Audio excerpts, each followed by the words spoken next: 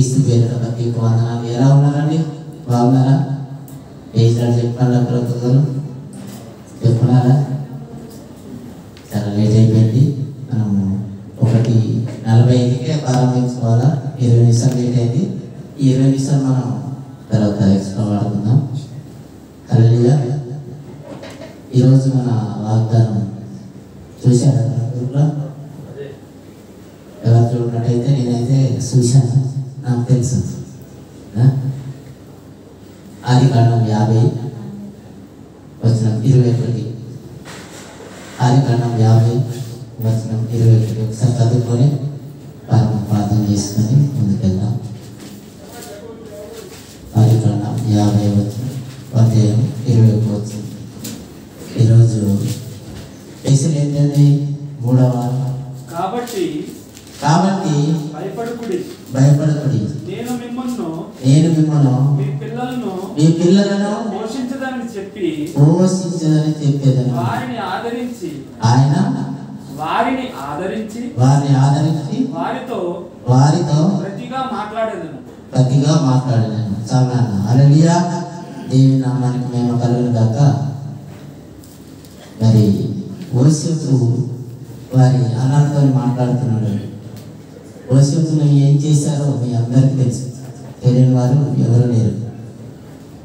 అంత దారుణమైన స్థితిలో అతన్ని మోసం చేసి చంపాలని చూశారు. అయినప్పటికీ కూడా యోసేపు ఏమంటున్నాడు? మిమ్మల్ని మీ పిల్లల్ని నేను పోషించాను. మరి ఏమి పళ్ళ పెట్టుకోలేదు, ఏది ఆయనలో ఉంచుకోలేదు. అంత దూషించిన సంపాదన చూసినా కానీ అన్నీ ఏం పెట్టుకోలేదు.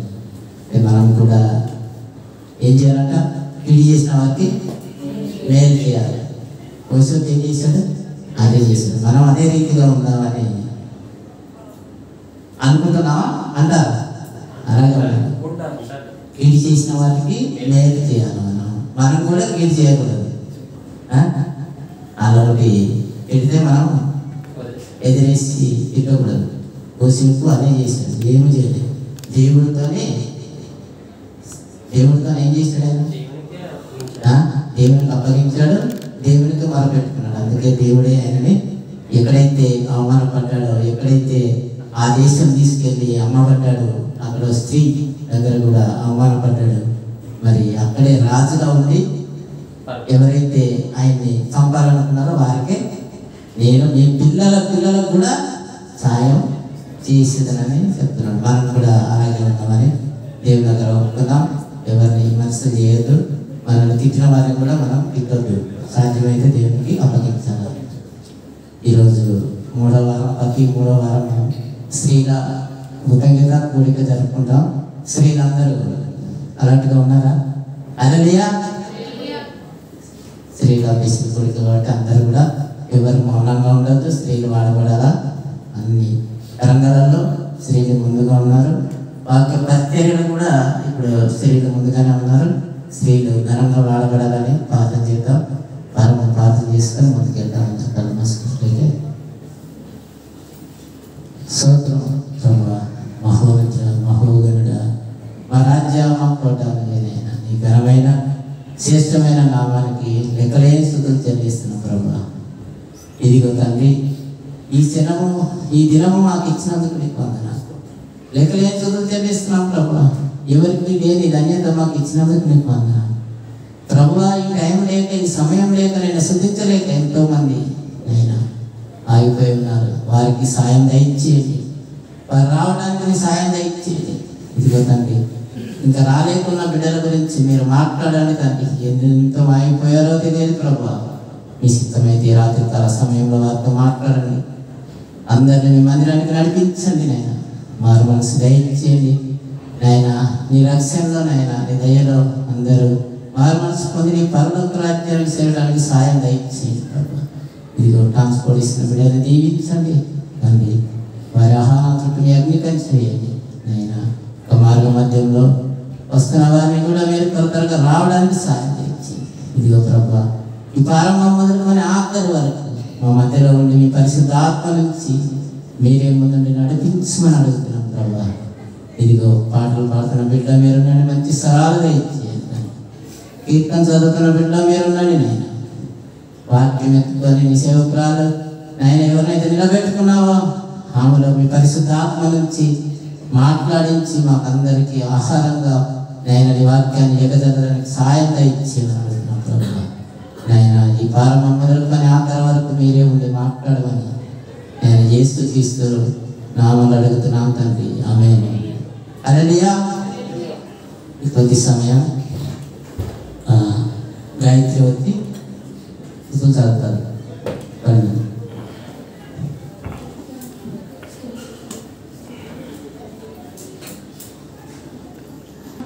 ఆత్మ సంబంధమైన బలులను అర్పించుటకు పరిశుద్ధ యానకులుగా ఉన్నట్లు మీరు సజీవమైన రాళ్ల వలె నుండి ఆత్మబంధమైన మందిరంగా కట్టబడుచున్నారు. అది అపోస్తలుడైన పేతురు క్రొత్త నిబంధన విశ్వాసులైన మనకు చెప్పుచున్నాడు. పేతురు ఆత్మ సంబంధమైన బలులు పరిశుద్ధమును దేవునికి అనుకూలమునైన సజీవ యాగమును మీ శరీరము ఆయన సమర్పించుకొనుడి. ఆయన నామమును ఒప్పుకొనుచు అర్పించి జిహ్వ ఫలమును స్తుతి యాగము, విశ్వాస యాగము, ఉపకారము, ధర్మమును యాగము పరిశుద్ధులకు ఇచ్చి కానుక దేవుని ప్రీతికరమైన ఇష్టమైన యాగమునై ఉన్నది. మొక్కుబడి చెల్లించుట విరిగిన మనస్సే దేవునికి ఇష్టమైన బలు.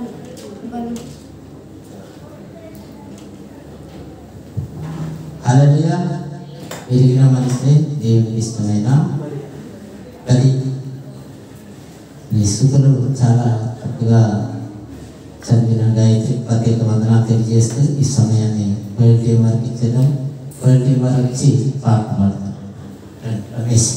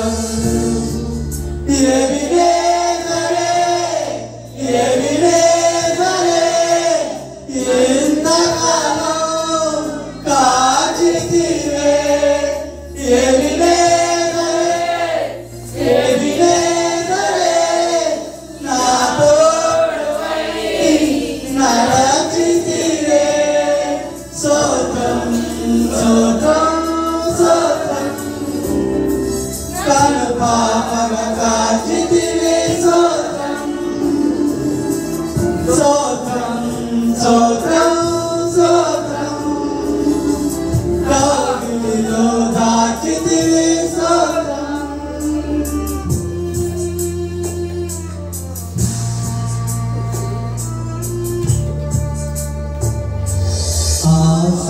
ఆశలేని నాదు బ్రతుకును నీ కృపతో నింపితివి ఏ ఆశలేని నాదు బ్రతుకును నీ కృపతో నింపితివి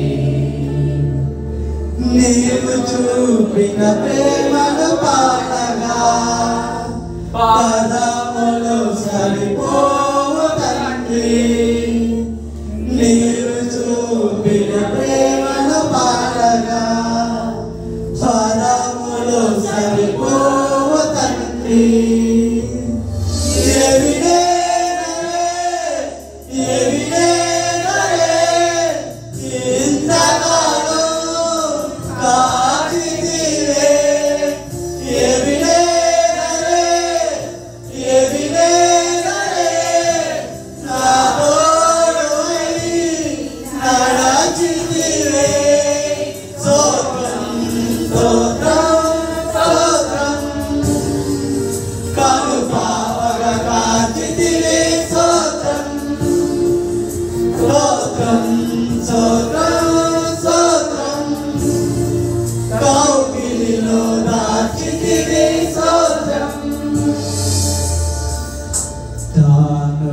మధ్యలో నన్ను పిలిచిన నీ పిలిపి ఆశ్చర్యమే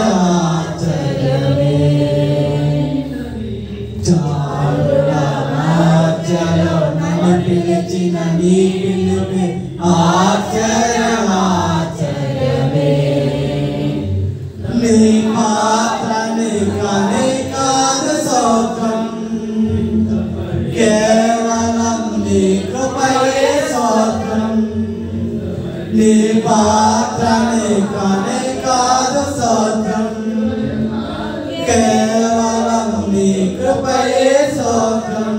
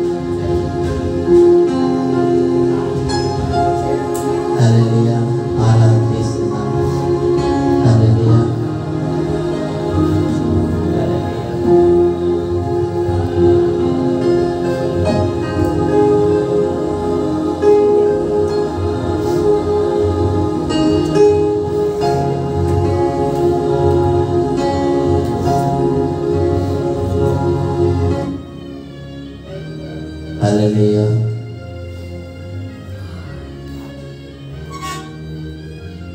Hallelujah. Agar baca, agar baca.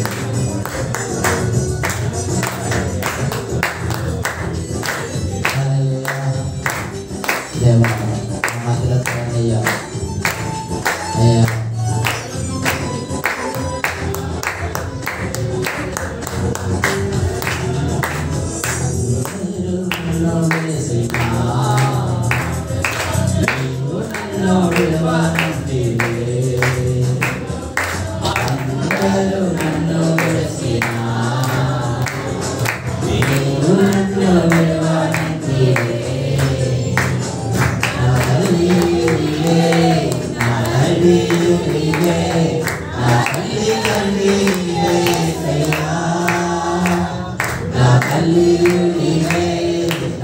తండ్రి నీవే నా తల్లి తండ్రి నీవే యేసయ్యా అందరూ నన్ను విడిచినా నీవు నన్ను విడవనంటివే అందరూ నన్ను విడిచినా నీవు నన్ను విడవనంటివే నా తల్లి నీవే నా తండ్రి నీవే నా తల్లి తండ్రి నీవే యేసయ్యా నా తల్లి నీవే నా తండ్రి నీవే నా తల్లి తండ్రి నీవే యేసయ్యా హల్లెలూయా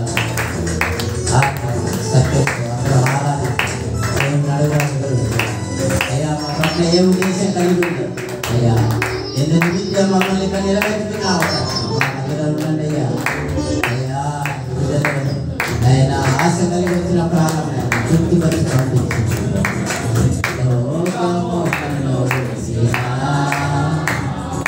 నీవు నన్ను విడవనంటివే లోకము నన్ను విడిచినా నీవు నన్ను విడవనంటివే నా బంధువు నీవే నా మిత్రుడా నీవే నా బంధుమిత్రుడా నీవే యేసయ్యా నా బంధువు నీవే నా మిత్రుడా నీవే నా బంధుమిత్రుడా నీవే యేసయ్యా అందరూ నన్ను విడిచినా నీవు నన్ను విడవనంటివే అందరూ నన్ను విడిచినా నీవు నన్ను విడవనంటివే నా తల్లియు నీవే నా తండ్రియు నీవే నా తల్లి తండ్రి నీవే యేసయ్యా నా తల్లియు నీవే నా తండ్రియు నీవే నా తల్లి తండ్రి నీవే యేసయ్యా అందరూ నన్ను విడిచినా నీవు నన్ను విడవనంటివే హల్లెలూయా పాడదాం అందరం కలిసి ఆదులో నన్ను విడిచినా గాలులు నన్ను తాకినా గాలులు నన్ను తాకినా గాలులు నన్ను తాకినా నా కొండయు నీవే నా కోటయు నీవే నా కొండ కోట నీవే యేసయ్యా నా కొండయు నీవే నా కోటయు నీవే నా కొండ కోట నీవే యేసయ్యా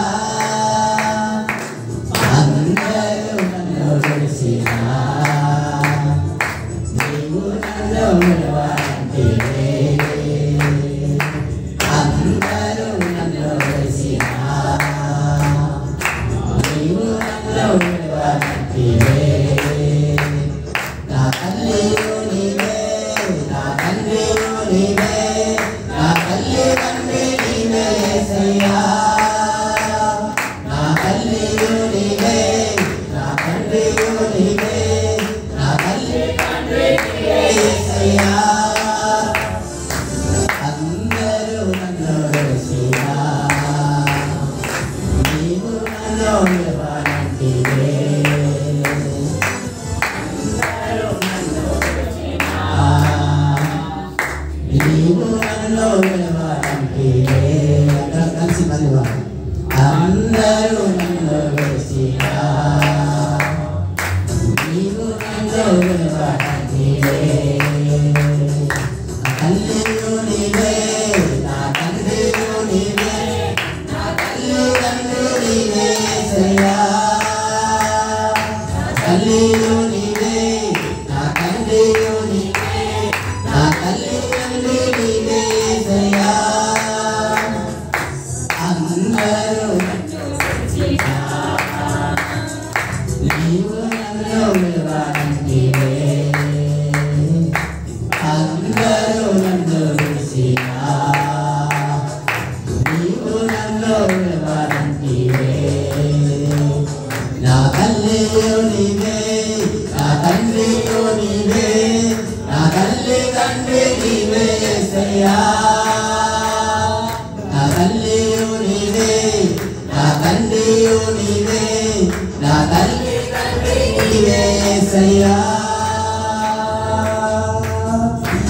నువ్వు రావాలి యేసయ్యా,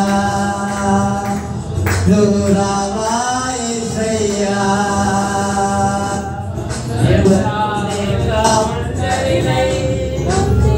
అందరికీ దూరమై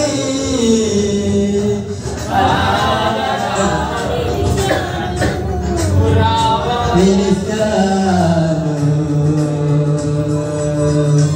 నువ్వు రావాలి యేసయ్యా, ఎవరు కావంటరినే అందరికీ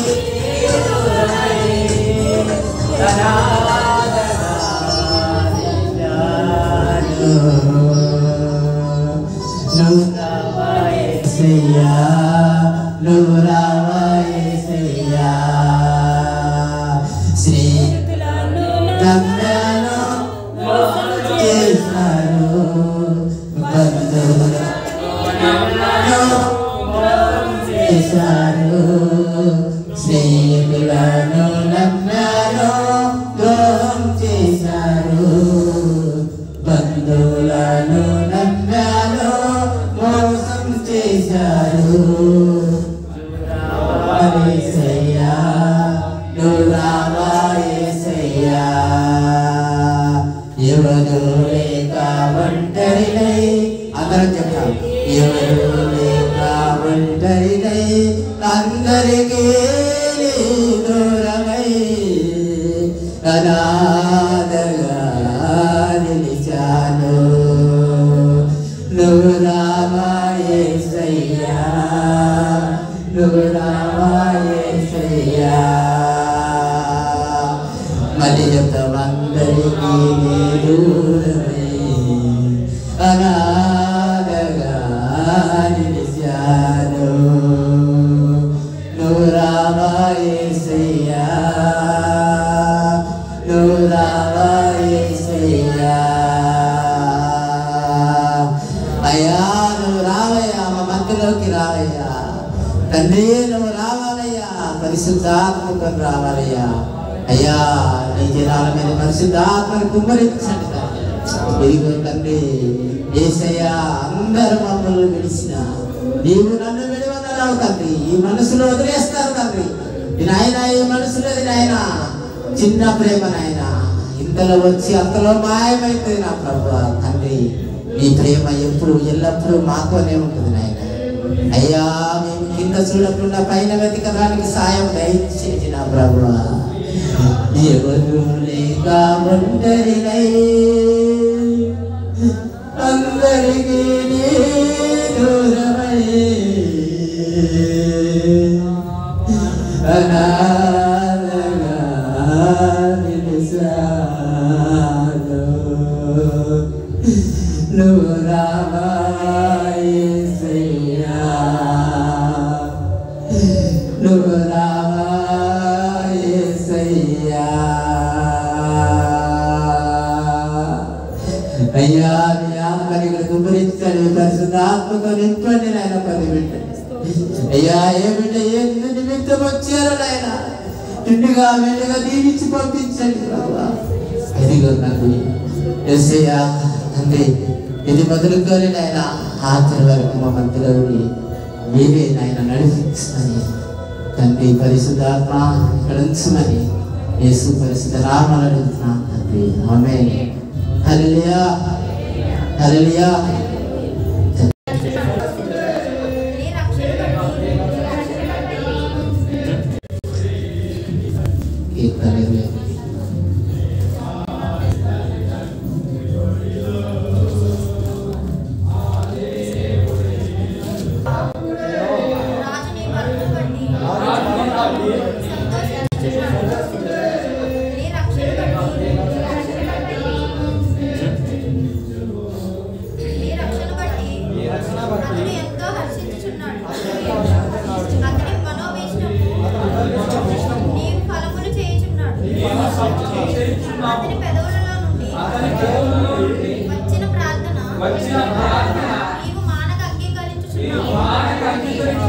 శ్రేయస్కరమైన ఆశీర్వాదములతో నీవు అతనిని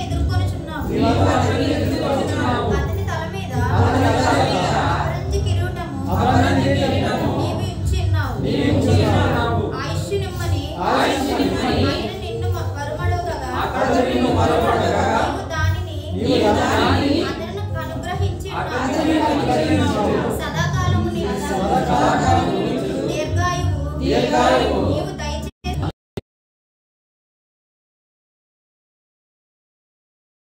నీ రక్షణ వలన అతనికి గొప్ప మహిమ కలుగును. గౌరవ ప్రభావములను నీవు అతనికి ధరింపచేసి ఉన్నావు. నిత్యం ఆశీర్వాదకారకుడుగా ఉండునట్లు నీవు అతనిని నియమించుచున్నావు.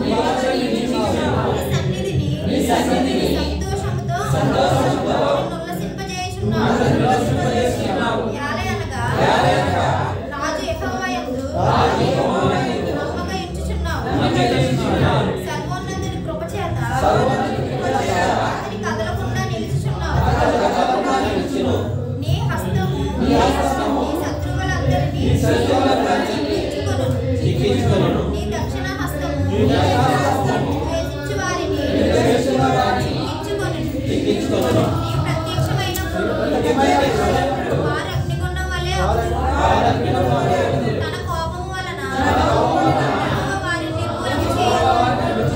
అగ్ని వారిని దహించును. భూమి మీద నుండకుండా వారి గర్భఫలమును నీవు నాశనం చేసినవు. నరుల్లో నుండకుండా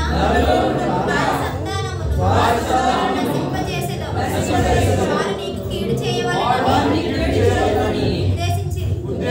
దురుపాయము పన్నిరి, కానీ దానిని కొనసాగింపలేకపోయిరి. నీవు వారిని వెనుకకు తిప్పివేసెదవు. ఈ వింటి నారులను బిగించి వారి ముఖము మీద కొట్టెదవు. యెహోవా బలమును బట్టి నిన్ను హెచ్చించుచుండు. మేము గానము చేయుచు పరాక్రమమును కీర్తించెదము. హల్లెలూయా. దేవుని నామానికి మహిమ కలుగును గాక. చక్కగా కీర్తనలు చదివి వినిపించిన గాయకుడికి ప్రత్యేక వందనం తెలియజేస్తూ కీర్తనలు ఒక 10 నిమిషాలు వివరించుకుందాం. కీర్తనలు 10 నిమిషాలు తర్వాత వచ్చి క్లుప్తంగా వివరిస్తారు.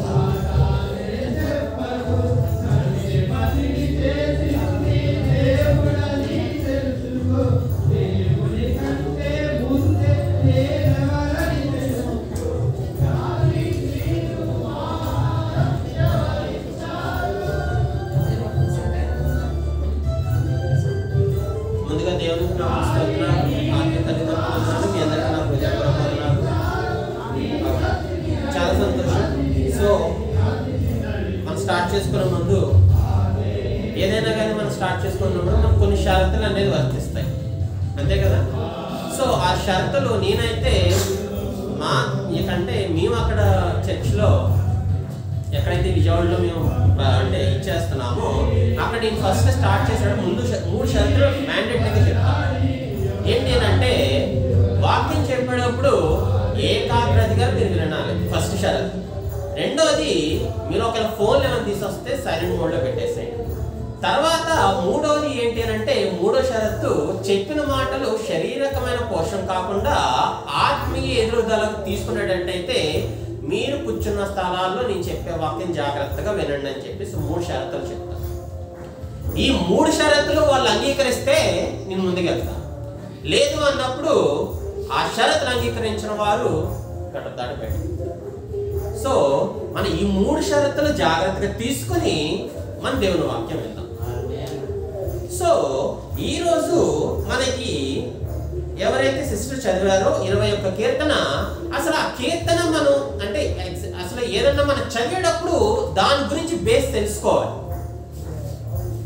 అర్థమవుతుంది కదా మీకు? ఇప్పుడు 21 కీర్తన చదివాం, అసలు 21 కీర్తన ప్రవచనం ఎక్కడుంది, దాన్ని జరిగించింది ఎక్కడుంది, మీరు ఎవరన్నా చెప్పగలరా? అర్థమైంది? నేను అడిగిన క్వశ్చన్ మీకు అర్థమైందా? ఇప్పుడు కీర్తన చదివారు, ఇక్కడ ప్రవచించారు అంటే ముందుగా జరగబోయేది ఏదో ముందు మనకు తెలియజేస్తున్నారు ఈ కీర్తన ద్వారా. అదేమన్నా గ్రహించగలిగారా మీరు? నా క్వశ్చన్, ఈ క్వశ్చన్ వేసండి. మీరు నాకు ఆన్సర్ చెప్తే తొందరగా నాకు ఇచ్చిన సమయాన్ని తొందరగా ముందు సాగిపోతాను. అర్థమైందా మీకు? ప్రవచన ఒక దగ్గర ఉంటే దాన్ని కార్యసిద్ధంగా జరిగించింది వేరే చోట. అసలు దీనికి మీ దగ్గర నోట్సెస్ ఉంటే మీరు రాసుకోవాలి. ఎందుకని అంటారా, కొన్ని సార్లు ఏంటంటే అమూల్యమైన మాటలు మనం దొరకవు. ఎందుకంటే రానున్న రోజుల్లో సువార్త చాలా తక్కువైపోతుంది, మనకు చెప్పేవారు చాలా తక్కువైపోతారు. అంటే ఆ సమయంలో తక్కువైనప్పుడు ఈ మాటలను మనం బతికించి ఆయన రాకడ కొరకు సిద్ధపాటులో ఉంచాలని చెప్పేసి నేను మా సంఘంలో ప్రతి ఒక్కరికి నేను బుక్స్ కొనిచ్చాను. నేను చెప్పింది ప్రతిదీ రాసుకోవాలి. నేను ఎప్పుడైతే అడుగుతానో, నేను ఎలాగైతే చెప్పానో మీరు అలా నాకు రిటర్న్ చెప్పాలి. అలాగా మన సిద్ధపాటులో, అటువంటి సిద్ధపాటులో నడిపిస్తే కాపరి ఉన్నా లేకపోయినా అటువంటి సిద్ధపాటులో కొనసాగిపోతారని ఒక ఆశ అన్నమాట. ఎప్పుడు కూడా ఒక వాక్యం తీసి చెప్పడం 10 నిమిషాలు అరగంట అవనియండి, కానీ దాని గురించి సిద్ధపాటు పడాలంటే మినిమం 2 to 3 అవర్స్ పడుతుంది. ఎంత క్లుప్తంగా వెళ్ళాలి, అసలు ఎందుకో ఆ కీర్తన అక్కడ రచించారు, ఆ కీర్తనకి ఏం పేరు ఉంది. యాక్చువల్గా అక్కడ 20వ కీర్తన చూస్తే అక్కడ ఏముంటుంది, పైన దావీదు గారి కీర్తన అని ఉంటుంది. అసలు అది దావీదు గారి ద్వారా రాసిన కీర్తన. ఎవరిని ఉద్దేశించి రాశారు అది? అసలు ఏం ఉద్దేశిస్తున్నారు? మనకి ఆ కీర్తన ద్వారా ఏం తెలియజేయాలనుకుంటున్నారు? అసలు యాక్చువల్గా అంటే ఈ కీర్తనకి ఏమంటారంటే ఆరోహణ కీర్తన అంటారు. ఈ 21వ కీర్తన దాని బిరుదు ఏంటంటే ఆరోహణ కీర్తన. ఎందుకు ఆరోహణ కీర్తన వచ్చింది? యాక్చువల్గా అక్కడ మనుషుల గురించి చెప్పట్లేదు, అక్కడ దావీదు గారి గురించి. దావీదు గారు రాజస్థానంలో ఉన్నారు. ఆ దావీదు గారు ద్వారా ఏం తెలియజేస్తున్నారు? రాజుకున్న నేను కాదు, నాకున్న నా రాజు ఎవరు అని అంటే ప్రభువైన యేసుక్రీస్తు వారు. ఆ ప్రభువైన యేసుక్రీస్తు వారి గురించి ఇక్కడ తెలియజేస్తున్నారు. ఏమని? ఎవరైతే చదవగల వాళ్ళు ఉన్నారో దయచేసి జాగ్రత్తగా నీట్గా స్టెప్ బై స్టెప్ చదవండి. యెహోవా రాజు నీ బలమును బట్టి సంతోషించుచున్నారు, నీ రక్షణను బట్టి ఎంతో హర్షించుచున్నారు. ఒక నిమిషం, ఇక్కడ మనం ఏం తెలుసుకోవాలి? యెహోవా రాజుని బలమును బట్టి అంటే ప్రభువైన యేసుక్రీస్తు వారు శిలువలో ఉన్నప్పుడు ఎవరి బలం ద్వారా ఆయన రక్షింపబడ్డారు, లేదంటే ఎవరి బలం ద్వారా ఆయన చివరి వరకు, అంటే ఆయన సమయం ఎంత వరకు ఆయన శిలువలో ఉండాలో నిర్ణయించిన తండ్రి అయిన దేవుడు. సో అప్పుడు వరకు ఆ బలాన్ని ఎవరు అనుగ్రహించాలి అంటే కొరాడతో కొట్టి కిరీటం పెట్టి అన్ని మెట్లు సిలువలు, అంటే అన్ని మెట్లు ఆ సిలువను మోసుకుని చివరి వరకు వెళ్ళాలని అంటే ఎంత రక్తం కారిపోయి ఉంటుంది. మరి ఆ యాక్చువల్గా మనకి ఏదైనా తగిలితే రక్తం కారిందంటే కళ్ళు తిరిగిపోతాయి. కళ్ళు తిరిగిపోయిన 10 నిమిషాలు పడుకుని పోవాలంటే కదా. మనకే అలా ఉన్నప్పుడు మరి అన్ని మెట్లు మోసుకుని ఆ శిలువను మోసుకుని అక్కడికి వెళ్ళినప్పుడు మరి ఎంత రక్తం కారిపోయి ఉండాలి అంటే ఇక్కడ శరీర సంబంధమైన దీనికన్నా ఆత్మ బలోపేతాన్ని తన తండ్రి దగ్గరికి అప్పగించుకునేంత కోరి ఎంత అంటే ఆ బాండింగ్ ఎలా ఉంది అని అంటే, నా దేవా నా ఆత్మ నీ దగ్గర తప్పితే నేను ఎక్కడ వదులుకోదలుచుకోవాలి. ఆ బాండింగ్ ఉంది కాబట్టి ఆ ఆత్మతో శరీరాన్ని బలపరుచుకుని ఆ శిలువను మోసుకుంటూ అక్కడ వరకు వెళ్ళి ఆయన ప్రణాళిక నెరవేర్చారు. ఎవరు? అందుకనే అక్కడ ఆ మాట మనుషుల గురించి అనట్లేదు, అక్కడ ప్రభువైన యేసుక్రీస్తు గారి గురించి మనకు అంటున్నారు. యెహోవా రాజాన్ని బలమును బట్టి సంతోషించుచున్నారు. ఎవరు సంతోషించుతున్నారు? ప్రభువైన యేసుక్రీస్తు వారు సంతోషిస్తున్నారు. అక్కడ ఆ బలం మానవ మాత్రమేనా, మన శరీరం ద్వారా పొందుకున్న బలం కాదు, ఆయన ఇస్తేనే మనం పొందుకున్నాం. అదవుతుందా మీకు? తర్వాత ఏమంటున్నారు? నీ రక్షణను బట్టి అతను ఎంతో హర్షించుచున్నారు. అంటే రక్షణ ఏంటి? రక్షణ అంటే ఏంటి చెప్పండి? రక్షణ అంటే ఏంటి? బాప్తిసం. బాప్తిసం అంటే అర్థం ఏంటి? పాప క్షమాపణ. పాప క్షమాపణ అంటే అర్థం ఏంటి? రక్షణ ఎందుకు పొందుతాను చెప్పండి మీరు. సరే నేను చెప్తాను, కొన్ని క్లియర్ కట్గా షార్ట్ కట్గా చెప్పేస్తాను. మనం రక్షణ మరణం అనే ముళ్ళని ప్రభువైన యేసుక్రీస్తు వారు ఇచ్చారు కాబట్టి రక్షణ ద్వారా, అదే రక్షణ ద్వారా రక్షింపబడబోయే మనం కూడా మరణం అనే ముళ్ళని విరవాలి కాబట్టి రక్షణ. అవునా కాదు? మరి మరణం అనే ముళ్ళుని ఎరచగల శక్తి ప్రభువైన యేసుక్రీస్తు వారికి వచ్చినప్పుడు నీ రక్షణను బట్టి అతడు ఎంతో హర్షించుచున్నాడు. అంటే నీ రక్షణ అంటే నీ బాప్తిసం. నీ బాప్తిసం ద్వారా మరణాన్ని ముళ్ళను విరవగలుగుతున్నావు. ఎవరి విచారడానికి? ప్రభువైన యేసుక్రీస్తు వారు ఎక్కడైతే చేరుకున్నారో ఆ స్థానంలో మనం కూడా ఉండాలని చెప్పేసి ఆ రక్షణను గురించి నాకే కాదు నా ద్వారా ఉన్న ఈ ప్రజలందరూ కూడా నాలాగా రక్షింపబడుతున్నారని హర్షిస్తున్నారు. అర్థమవుతుందా? మనం కీర్తన చదివామంటే అసలు ఆ కీర్తనలో మనకి ఇప్పుడు ముందు తెలియజేస్తారు. మత్తయి సువార్తలో అంటే స్టార్టింగ్ లో అంటే కొంచెం ముందు ఆయన సిలువ వేయబడుతున్నారని అక్కడ తెలిసింది. ఆ సిలువ వేయబడిపోతున్నారు అంటే సిలువలో ఇలా కూడా ఉంటుందని ఏ కీర్తనలో తెలియజేశారు? ఈ కీర్తన. అర్థమైందా? ఆరోహణం అయ్యేటప్పుడు ఆయన పొందిన బాధ ద్వారా వచ్చిన మేలులు ఎలా ఉంటాయని తెలియజేశారు. అలాగే అతను ఏమంటారు? అతని మనోభిష్టము నీవు సఫలము చేయించున్నావు. ఏం సఫలం చేశారు? ప్రభువైన యేసు గారు మనోభిష్టం ఏంటి? మానవ జాలి పాపంలో ఎవరైతే ఉన్నారో నా రక్తం ద్వారా కడగబడి పాప క్షమాపణ పొంది ఆయన ద్వారా చేరాలి. అలా చేరాలి అని అంటే ముందు నాకు నేను మరణాన్ని ముళ్ళు నిర్వాలి కదా, అది ఇచ్చారు.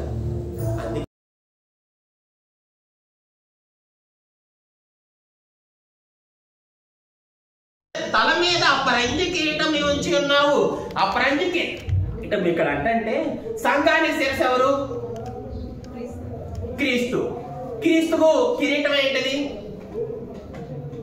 చెప్పండి. నాకు తెలిసినంత వరకు నేనంటే విజయవాడ అయితే నేను ఇలాగ చెప్పేసేవాడిని. అంటే నాకన్నా మీరు చాలా సంవత్సరాలు ఇక్కడ నుంచి ఉన్నారు కాబట్టి ఇంకా అనుభవం ఉంటుందని నేను అనుకుంటున్నాను. సంఘానికి శిరస్సు ఎవరు? క్రీస్తు. క్రీస్తు కిరీటం ఏంటి? సరే, అంతకుముందు సంఘం అనే దానికి రెండు రకాలు ఉండేవి. ఒకటి మందిరము, ఓకే, ఒకటి మందిరము అని అనేవాళ్ళు, తర్వాత సంఘం అనేవాళ్ళు. అప్పుడు మందిరము ఎలా ఉంటదంటే అందరూ కూడుకుని ఆరాధించుకునేవారు. ఇప్పుడు ప్రభువైన యేసుక్రీస్తు వారు మరణించిన తర్వాత ఆయన ఏమంటున్నారు తెలుసా? నీ శరీరము నా సంఘము వలె ఉంది కదా, దాన్ని నువ్వు పాడు చేసినడలా నేను నిన్ను పాడు చేసేదని గట్టి వార్నింగ్ ఇచ్చారు. అవునా కాదా? ఉందా లేదా లేఖనంలో? నీవు నీ శరీరం ఎరిగి ఉన్నావా ఎటువంటిదో? దాని సంఘం ఎంత పవిత్రంగా ఉంటుందో అటువంటి పవిత్రమైన గుణగానాలు కలిగిన స్త్రీ అయినా పురుషుడైనా అలా ఉండాలని ఆయన తెలియజేశారు. మరి ఉండాల్సినప్పుడు మనం ఎలా ఉంటున్నాము? మరి అటువంటి గుణగానాలు కలిగి మనం ఉంటున్నావా?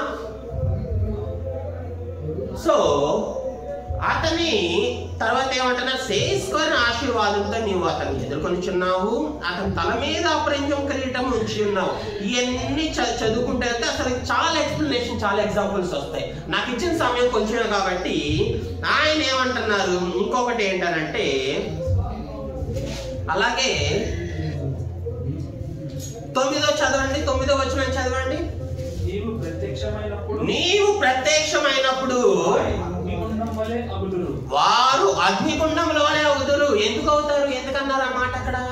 ప్రత్యక్షమైనప్పుడు తీర్పు సమయంలో నీవు మంచి చేసావా, నా కుమారుని పక్షానుండు. నీవు నా కుమారుడు కోరుకున్నట్టుగా లేవా, నరకాగ్నికి అదే అంటున్నారు అక్కడ. వారు అగ్నిగుండం వలె అవుదురు. అగ్నిగుండం అంటే ఏంటి? ఎప్పుడు మండుతా ఉంటది, దానికి ఆరిపోవడం అనేది ఉండదు. ఎప్పుడు మండుతానే ఉంటుంది. అటువంటి మండులోనే కదా ఇప్పుడు మనం పాపం చేస్తే ఆయన కోరుకున్న రీతిగా లేకపోతే మనం ఎక్కడ కూడా వేయబడతాం? అగ్నిగుండం. అగ్నిగుండం ఏంటి? నరకం. తన కోపం వలన యెహోవా వారిని నిర్మూలన చేయును. ఎవరు నిర్మూలన చేస్తారు? ఎవరిని? ఎవరైతే తండ్రి చిత్తాన్ని, ఆయన కుమారుని చిత్తాన్ని నెరవేర్చలేదో వారికి గతి ఎలా పడుతుందో తెలియచేస్తున్నారు. అలాగే ఇంకోటి ఏమంటున్నారు తెలుసా? అటువంటి వారు మళ్ళీ భూమి మీద ఉండకుండా, చదవండి 10వ చదవండి. భూమి మీద నుండకుండా వారి గదిలో కూడా, అంటే వారి వంశవాళ్ళు ఎక్కడైతే ఉన్నారో వారిలో కూడా ఉండకుండా వారి సంతానమును నాశనం చేసేదవు, నశింపచేసేదు అంటున్నారు. చూసారా ఎంత క్లియర్ కట్ గా. జస్ట్ ఖడ్గానికి రెండు వైపులు పొదున్నట్టు ఒకవైపు పొదుంటే ఒక సైడ్ మిగులుద్దే, ఒక పార్ట్ కట్ చేసినప్పుడు. రెండు వైపులు పొదునుంటే అలా కోసుకుంటే వెళ్ళిపోద్ది, ఎక్కడైనా దానికి బ్రేక్ ఉంటుందా? ఆయన మాట కూడా అలాగే ఉంది. అంటే ఎవరిని ఉద్దేశించి చెప్తున్నారు? ఏం ఉద్దేశించి చెప్తున్నారు? మనం ఏం నేర్చుకోవాలని చెప్తున్నారు? అలాగే వారు నీకు చేయవలన కీడు చేయవలని ఉద్దేశించదురు, పాపము పన్నిరి, ఉద్దేశించి దురాపాయము పన్నిరి, కానీ దాన్ని కొనసాగింపలేకపోయిరి. ప్రభువైన యేసుక్రీస్తు వారు గర్భంలో ఉన్నప్పుడు సాతానుడు పావుల రూపం వేసుకుని వచ్చి మింగి వేద్దామని అనుకుందంట. తెలుసా మీకు ఆ విషయం? సాతానుడు ప్రభువైన యేసుక్రీస్తు వారు మరియమ్మ గర్భంలో ఉన్నప్పుడు సాతానుడు సర్పం వేషం వేసుకుని వచ్చి ఆ బిడ్డను మింగేయాలని చూసిందంట. కానీ తల్లి ఎంత ఆత్మీయంగా బలంగా ఉంటే అటువంటి అవకాశం ఆ సాతానుడికి ఇవ్వలేదు. ఆలోచించండి. అటువంటి గొప్ప ఆత్మీయత అనేది ఆ తల్లి పొందుకుంది. ఆ తల్లి అలా గర్భం ఎంతకాలం అయితే ఉంచాలో ప్రభువైన యేసుక్రీస్తు వారిని, అంతవరకు ఆయన చిత్తానుసారంగా లోకానికి లోకరక్షకుడిగా మారవలసిన సమయం వచ్చేంత వరకు తన గర్భంలో అంత జాగ్రత్తగా, ఆలోచనలో కానీ, తలంపుల్లో కానీ, మాటల్లో కానీ, ఎక్కడ కూడా నడవడికలో కానీ ఏనాడైనా మరియమ్మ తప్పు చేశారా? అలా తప్పు చేస్తుంటే ప్రభువైన యేసుక్రీస్తు వారు ఆమె గర్భంలో జన్మించేవాళ్ళ? ఆలోచిస్తా ఉంటే అసలు ఎంత లోతులకి వెళ్తా ఉంటే ఇంకా విషయాలు తెలుస్తాయి. తొమ్మిది చాలా విషయాలు తెలుస్తూ ఉంటాయి. తర్వాత నీవు వారిని ఏమంటున్నారు అక్కడ 12వ అధ్యాయం చూడండి, 12వ వచనం చూడండి. నీవు వారిని వెనుక త్రిప్పి వేసేదవు, నీ వింట నారులను బిగించి వారిని ముఖము మీద కొట్టెదవు. చూసారా? ఎంట్రీ కూడా లేదు, ప్రవేశం కూడా లేదు. యెహోవా నీ బలమును బట్టి నిన్ను హెచ్చించుకొను. నీ బలము వివరించగలుగునా అనంటే లెక్కకు మించిన ఉన్నాయి నాయన. ఇసుక లేదు లెక్క పెట్టగలనా అంటే లెక్క పెట్టగలరా? ఇసుక తీసుకొని చేతిలో పెడతారు, లెక్క పెట్టగలరా ఎన్ని ఉన్నాయని? నా పాపం ఎదుర్కోవడం అలాగే ఉన్నాయి నాయన అని మనం అలా ఒప్పుకోవాలి. ఇసుక రేణులోనే నా పాపంలో ఉన్నాయి నాయన, లెక్క పెట్టలేనంత. ప్రతిసారి నేను సిలువ వేస్తానే ఉన్నా. ఆ సిలువ నేను మోయలేదు కాబట్టి నాకు ఆ బాధ తెలియదు, మోసిన మీకు తెలుసు కాబట్టి, చెప్పిన మీరు మాకు చెప్పారు కాబట్టి దాని ప్రకారం జీవించగలిగే తెలివిని, జ్ఞానాన్ని, నడవడికని నాకు అనుగ్రహించండి నాయన అని మనం ఆయన ఎదుట ఒప్పుకున్నప్పుడు ఆయన మన మార్గాన్ని ఎలా సరళం చేస్తారో తెలుసా? కీర్తనలో ఒక కీర్తన ఉంది. నీటి ఓరన నాటబడినదై ఆకువాడక తల కాలమందు ఫలమిచ్చు చెట్టు వలె నుండును, అతడు చేయనంతే సఫలం మగును. చూసారు? అటువంటి నీటి ఓరన నాటబడిన వారి వల్లే మనం ఉంటాం. మేము గానము చేయొచ్చు, నీ పరాక్రమను కీర్తించను. చూసారా? నీ ఆరోహణ కీర్తన అంటారు. గుర్తుపెట్టుకోండి. ఎప్పుడైనా 21 కీర్తన ఏ కీర్తన అంటే దావీదు కీర్తన అనద్దు. గుర్తుపెట్టుకోండి. దావీదు గారు రాసిన కీర్తన అనద్దు, ఆరోహణ కీర్తన. ఎవరి ద్వారా రాశారు అంటే దావీదు గారు. ఎవరిని ఉద్దేశించి రాశారంటే ప్రభువైన యేసుక్రీస్తు వారు సిలువ వేయబడిన తర్వాత ఎలా ఉంటది, ఆయన రక్షణ ఎలా ఉంటది, రక్షింపబడిన వారికి ఎలా ఉంటారు అని క్లియర్ గా దాంట్లో తెలియజేస్తారు. ఎప్పుడైనా మనం చదివేటప్పుడు 1-2 సార్లు అవకాశం ఇచ్చినా, ఎవరికి ఇచ్చినా మనం ఏదైతే చదువుతున్నామో దాని గురించి బేసిక్స్ అన్న మనకు తెలుసుండాలి. ఇప్పుడైనా బేసిక్స్ అన్న దాని గురించి అని తెలుసుండాలి. అప్పుడు మనం చదివే విధానం మారుతుంది. అర్థమవుతుందా? చదివే విధానం మారుతుంది. అది ఉద్దేశం చెప్తున్నట్టు బహు జాగ్రత్తగా చదవాలి. అంటే తండ్రి అయిన దేవుడిని దీంట్లో ఆ తండ్రి అయిన దేవుడిని ఇక్కడ దాని గురించి ఏదైనా ఉద్దేశం చెప్తున్నానంటే ఇంకా జాగ్రత్తగా చదవాలి, స్లోగా చదువుకోవాలి. అర్థమైందా? సో దేవుడు ఇచ్చిన ఈ సమయాన్ని బట్టి దైవజనులకి ముందుగా దేవదేవునికి స్తోత్రాలు, అవకాశం ఇచ్చిన ఆత్మీయ తల్లిదండ్రులు పొందనాలు. జాగ్రత్తగా విన్నా మీ అందరికీ నన్ను నిండమనిస్తా ఉన్నాను.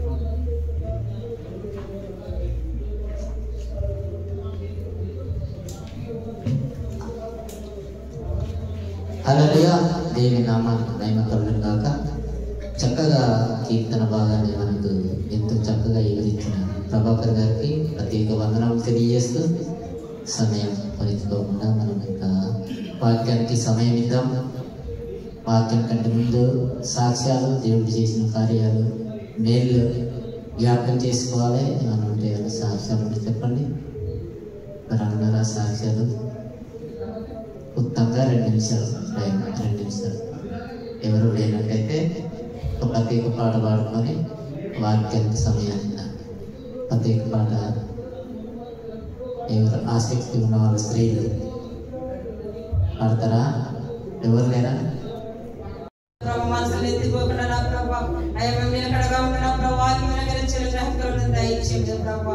ఇదిగో నా ప్రభు మొదలుకొని ప్రభాకర్ వరకు నా ప్రభు ఆత్మ నడిపించుకుంటారని సమస్త మహిమ ప్రభావాలు మీరు పొందుకుంటారని యేసు పరిశుద్ధ నామమున బ్రతుకులు పెట్టుకుంటున్న మా పరులకు తండ్రి. ఆమేన్.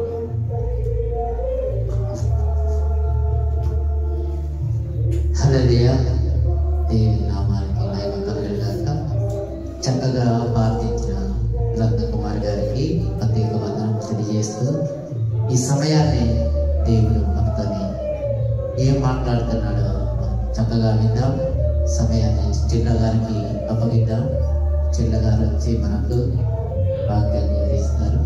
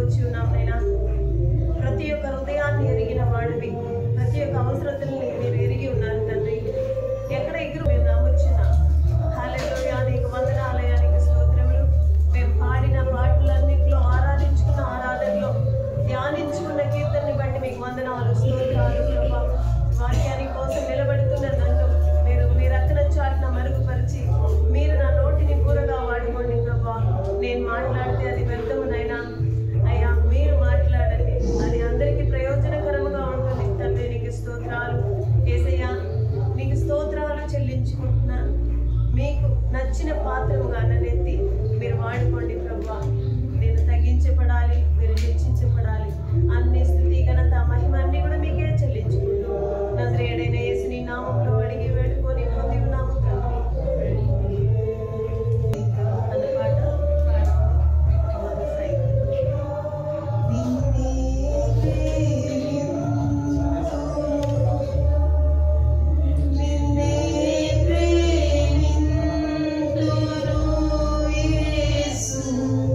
నిన్నే ప్రేమింతును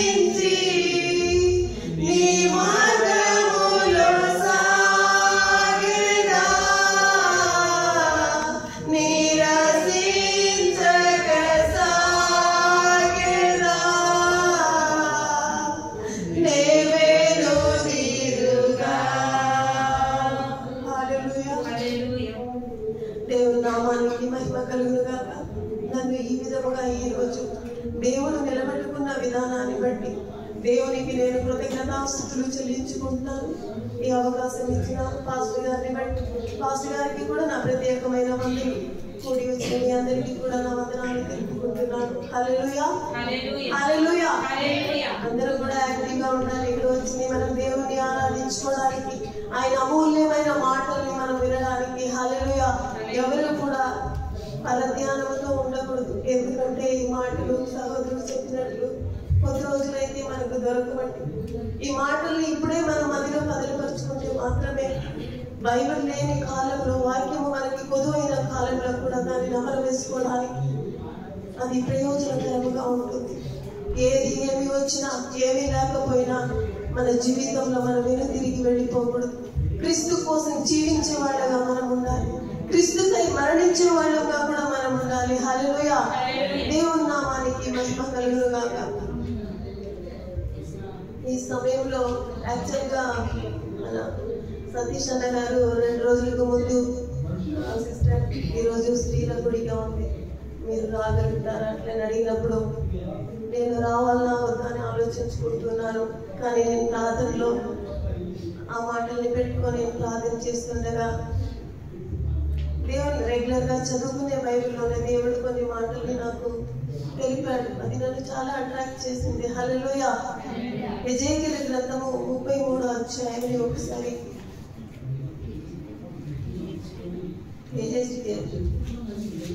హల్లెలూయా.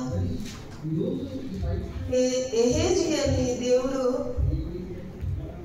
ఏర్పరచుకున్న ఒక కావలి వాడుగా అక్కడ చూపిస్తా ఉంది.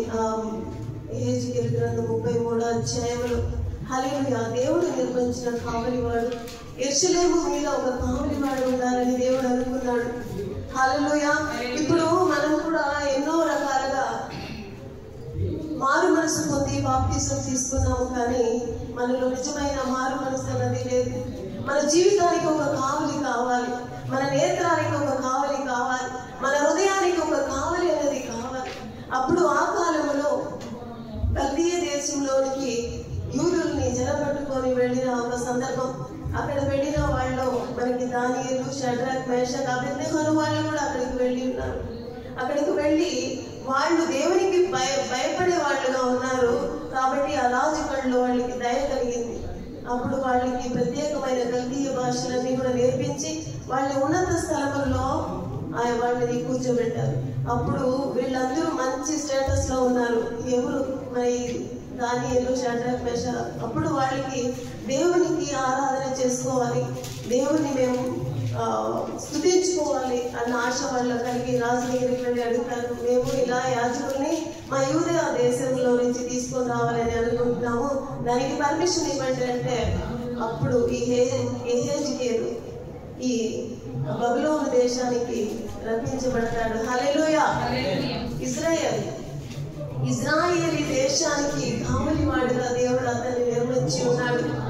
ఏం పని అతనికి కావలివాడుగా ఏం నిర్మించాడంటే, ఎవరు పాపము చేస్తున్నారో అంటే ఆ కాలంలో యుద్ధము జరిగే, ఇప్పుడు జరుగుతున్న అదే అలాంటి యుద్ధమే ఆ సమయంలో కూడా జరుగుతూ ఉన్నది. కానీ మనము ఆ యుద్ధం గురించి మాట్లాడుకోకుండా మన యొక్క జీవితంలో ఉన్న దాని గురించి మాట్లాడుకుందాం. హల్లెలూయా. ఆ యుద్ధము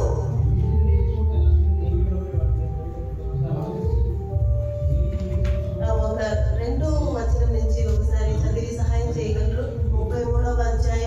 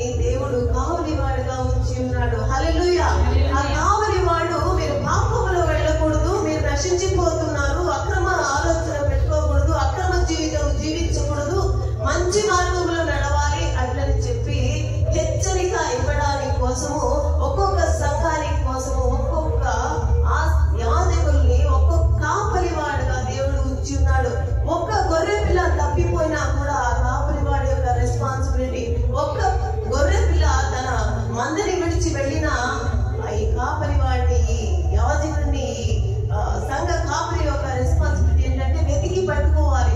ఆ గొర్రెకి ఏమైంది, వాళ్ళు ఎందుకు రాలేదు, వాళ్ళ పరిస్థితి ఏమున్నది అట్లని చెప్పి సరిచేసి వాడికి వాళ్ళ అవసరములు అన్ని కూడా ఆయన తీర్చి మరలా మందలోకి చేర్పించేవాడుగా ఉండాలి. హల్లెలూయా. దేవుని నామానికి మహిమ కలుగును గాక. ఆ కాలంలో యెహెజ్కేలుకి దేవుడు కాపరి వాడిగా ఉంచి ఉన్నాడు. 7వ వచనంలో, నరపుత్రుడా, నేను నిన్ను ఇశ్రాయేలుకు కావలి వానిగా నియమించి ఉన్నాను కనుక నీవు నా నోటి మాట విని నాకు ప్రతిగా వారిని హెచ్చరిక చేయవలెను. హల్లెలూయా. అదే దేవుడు అభిషేకం చేసుకొని ప్రతి ఒక్క సంఘానికి ఒక కాపరిని ఉంచి ఉన్నాడు. ఆ కాపరి ఏమి బోధిస్తున్నాడు, ఆ కాపరి ఏం మాట్లాడుతున్నాడు, ఆ కాపరి దేవుని వాక్యాన్ని ఎలా బోధిస్తున్నాడని గమనించి మన పాప మార్గంలో ఉంటే, మన తప్పుడైన జీవితంలో ఉంటే, మనలో మారు మనసు లేదంటే మనల్ని సరి చేసుకొని మనము మంచి మార్గంలో నడవడానికి, ఈ ఆపదలో నుంచి, మరణం నుంచి, ఖడ్గం నుంచి మనల్ని తప్పించబడడానికి మనల్ని సరి చేసుకోవాలి. హల్లెలూయా. ఒకవేళ ఆ కాపరి వాడు, ఆ సేవకుడు ఎన్ని మాటలు, ఎన్ని గద్దింపు మాటలు చెప్పినా ఈ చెవిలో పెట్టుకొని ఆ చెవిలో వదిలిపెట్టి మనం వెళితే ఆ ఖడ్గము మన మెడకొస్తాయి. హల్లెలూయా. మనకి మరణం అనేది ఉంటుంది. అది శారీరకమైన మరణం అంటే అది ప్రతి వాళ్ళకి వస్తుంది. అని ఆత్మకి వచ్చే మరణం, దాంట్లో నుంచి తప్పించబడడానికే ఇంతమంది సేవకులు ఇంతమందికి బోధిస్తా ఉన్నారు. హల్లెలూయా. దేవుని నామానికి మహిమ కలుగును గాక. అందరికీ కూడా నేను నా మాట్లాడే తెలుగు అర్థమవుతుందని అనుకుంటున్నాను. హల్లెలూయా. దేవుని నామానికి మహిమ కలుగును గాక. అంత ఫ్లూయెంట్ తెలుగు నాకు కాదండి, అర్థం చేసుకోగలరు. హల్లెలూయా. హల్లెలూయా. దుర్మార్గుడా, నీవు నిశ్చయముగా మరణము నొందుదువు అని దుర్మార్గుని నేను సెలవీయగా అతడు తన దుర్మార్గతను విడిచి జాగ్రత్త పడినట్లు నీవు ఆ దుర్మార్గునికి నా మాట తెలియజేయని ఎడల ఆ దుర్మార్గుడు తన దోషమును బట్టి మరణము నొందును గాని అతని ప్రాణమును గూర్చి నిన్ను విచారణ చేయుదును. హల్లెలూయా.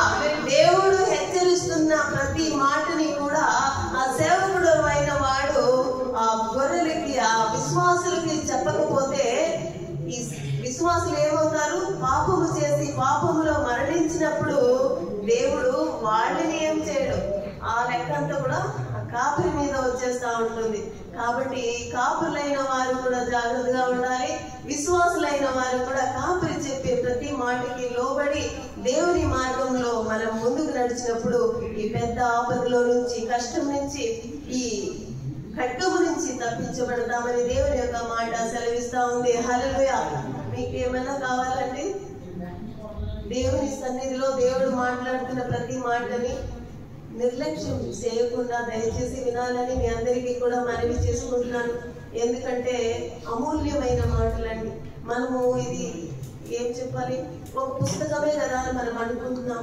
కానే కాదండి, ప్రతి ఒక్క మాట కూడా జీవం కలిగిన మాట. నా సొంత అనుభవంలో నేను గ్రహించిన ఒక మాట. దేవుని నామానికి మహిమ కలుగును గాక. గడిచిన 2 నెలల్లో ఒక పెద్ద శోధన, చాలా మందికి అది తెలుసు. ఆ శోధన గుండా వెళుతున్న 4 సైడ్లో కంపర చేయబడిన ఒక స్థితి. దేవుని యొక్క సేవకులు సంఘంలో ప్రార్థన చేస్తుండగా పోలీసులు వచ్చి చెరలో తీసుకుని వెళ్ళిన ఒక సందర్భం. మేము విడబడిన వాళ్ళగా ఉండి, ఒక పక్క శారీరక బలహీనత, ఒక పక్క జనాలు మాట్లాడుకునే రకరకాలైన మాటలు. కానీ ఈ మాటలు నన్ను నిలబెట్టింది. హల్లెలూయా. ఈ మాటలు నాకు ఓదార్పు కలిగించింది. ఈ మాటలు ఈ రోజు నేను ధైర్యంగా మాట్లాడడానికి నాకు తోడుంది. హల్లెలూయా. దేవుడు ఎక్కడో లేడండి, మనలో ఉన్నాడు, మనతో ఉన్నాడు. ఆ నమ్మకమైన దేవుణ్ణి నా కూడా ఉంచుకున్నాను కాబట్టి మరణమైనా అది నాకు జయమే. హల్లెలూయా. ఏది వచ్చినా, నా జీవితంలో నష్టం వచ్చినా, నా జీవితంలో పోరాటం వచ్చినా, లాభం వచ్చినా, క్రీస్తు కోసం నిలబడడానికి, క్రీస్తు కోసం మరణించడానికి మేము సిద్ధంగా ఉన్నాం. హల్లెలూయా. దేవుడు మేము ప్రార్థన చేయగా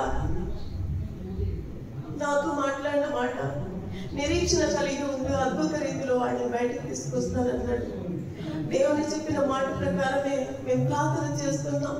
కానీ అపవాది ఆ నమ్మకాన్ని పోగొట్టడానికి బయట జనాలు మాట్లాడుకునే మాటలు ప్రతిదీ కూడా ముళ్ళులాగా గుచ్చుకున్న ఒక సందర్భం అది. ప్రతి వాళ్ళు రారు, వాళ్ళకి జైలు, వాళ్ళకి డీపోటు, వాళ్ళకి 6 నెలల జైలు, వాళ్ళకి 8 సంవత్సరాల జైలు. మళ్ళీ మోకరించి ప్రార్థన చేయడం, దేవా జనాలు ఇలా మాట్లాడుతున్నారు, నాకైతే డబ్బు బలం లేదు, నాకైతే మనుషులు లేరు, నాకైతే న్యాయాధిపతులు తెలీదు, నేను ఎక్కడికి వెళ్ళాలి, ఏమి చేయాలి, మనుషులంతా ఇలాంటి మాటలతో గుచ్చుతున్నారు అట్లని చెప్పి నేను చాలా కన్నీళ్లు విడిచి ఏడ్చాను. దేవుడు శాస్త్రాలు మార్చేవాడు. హల్లెలూయా.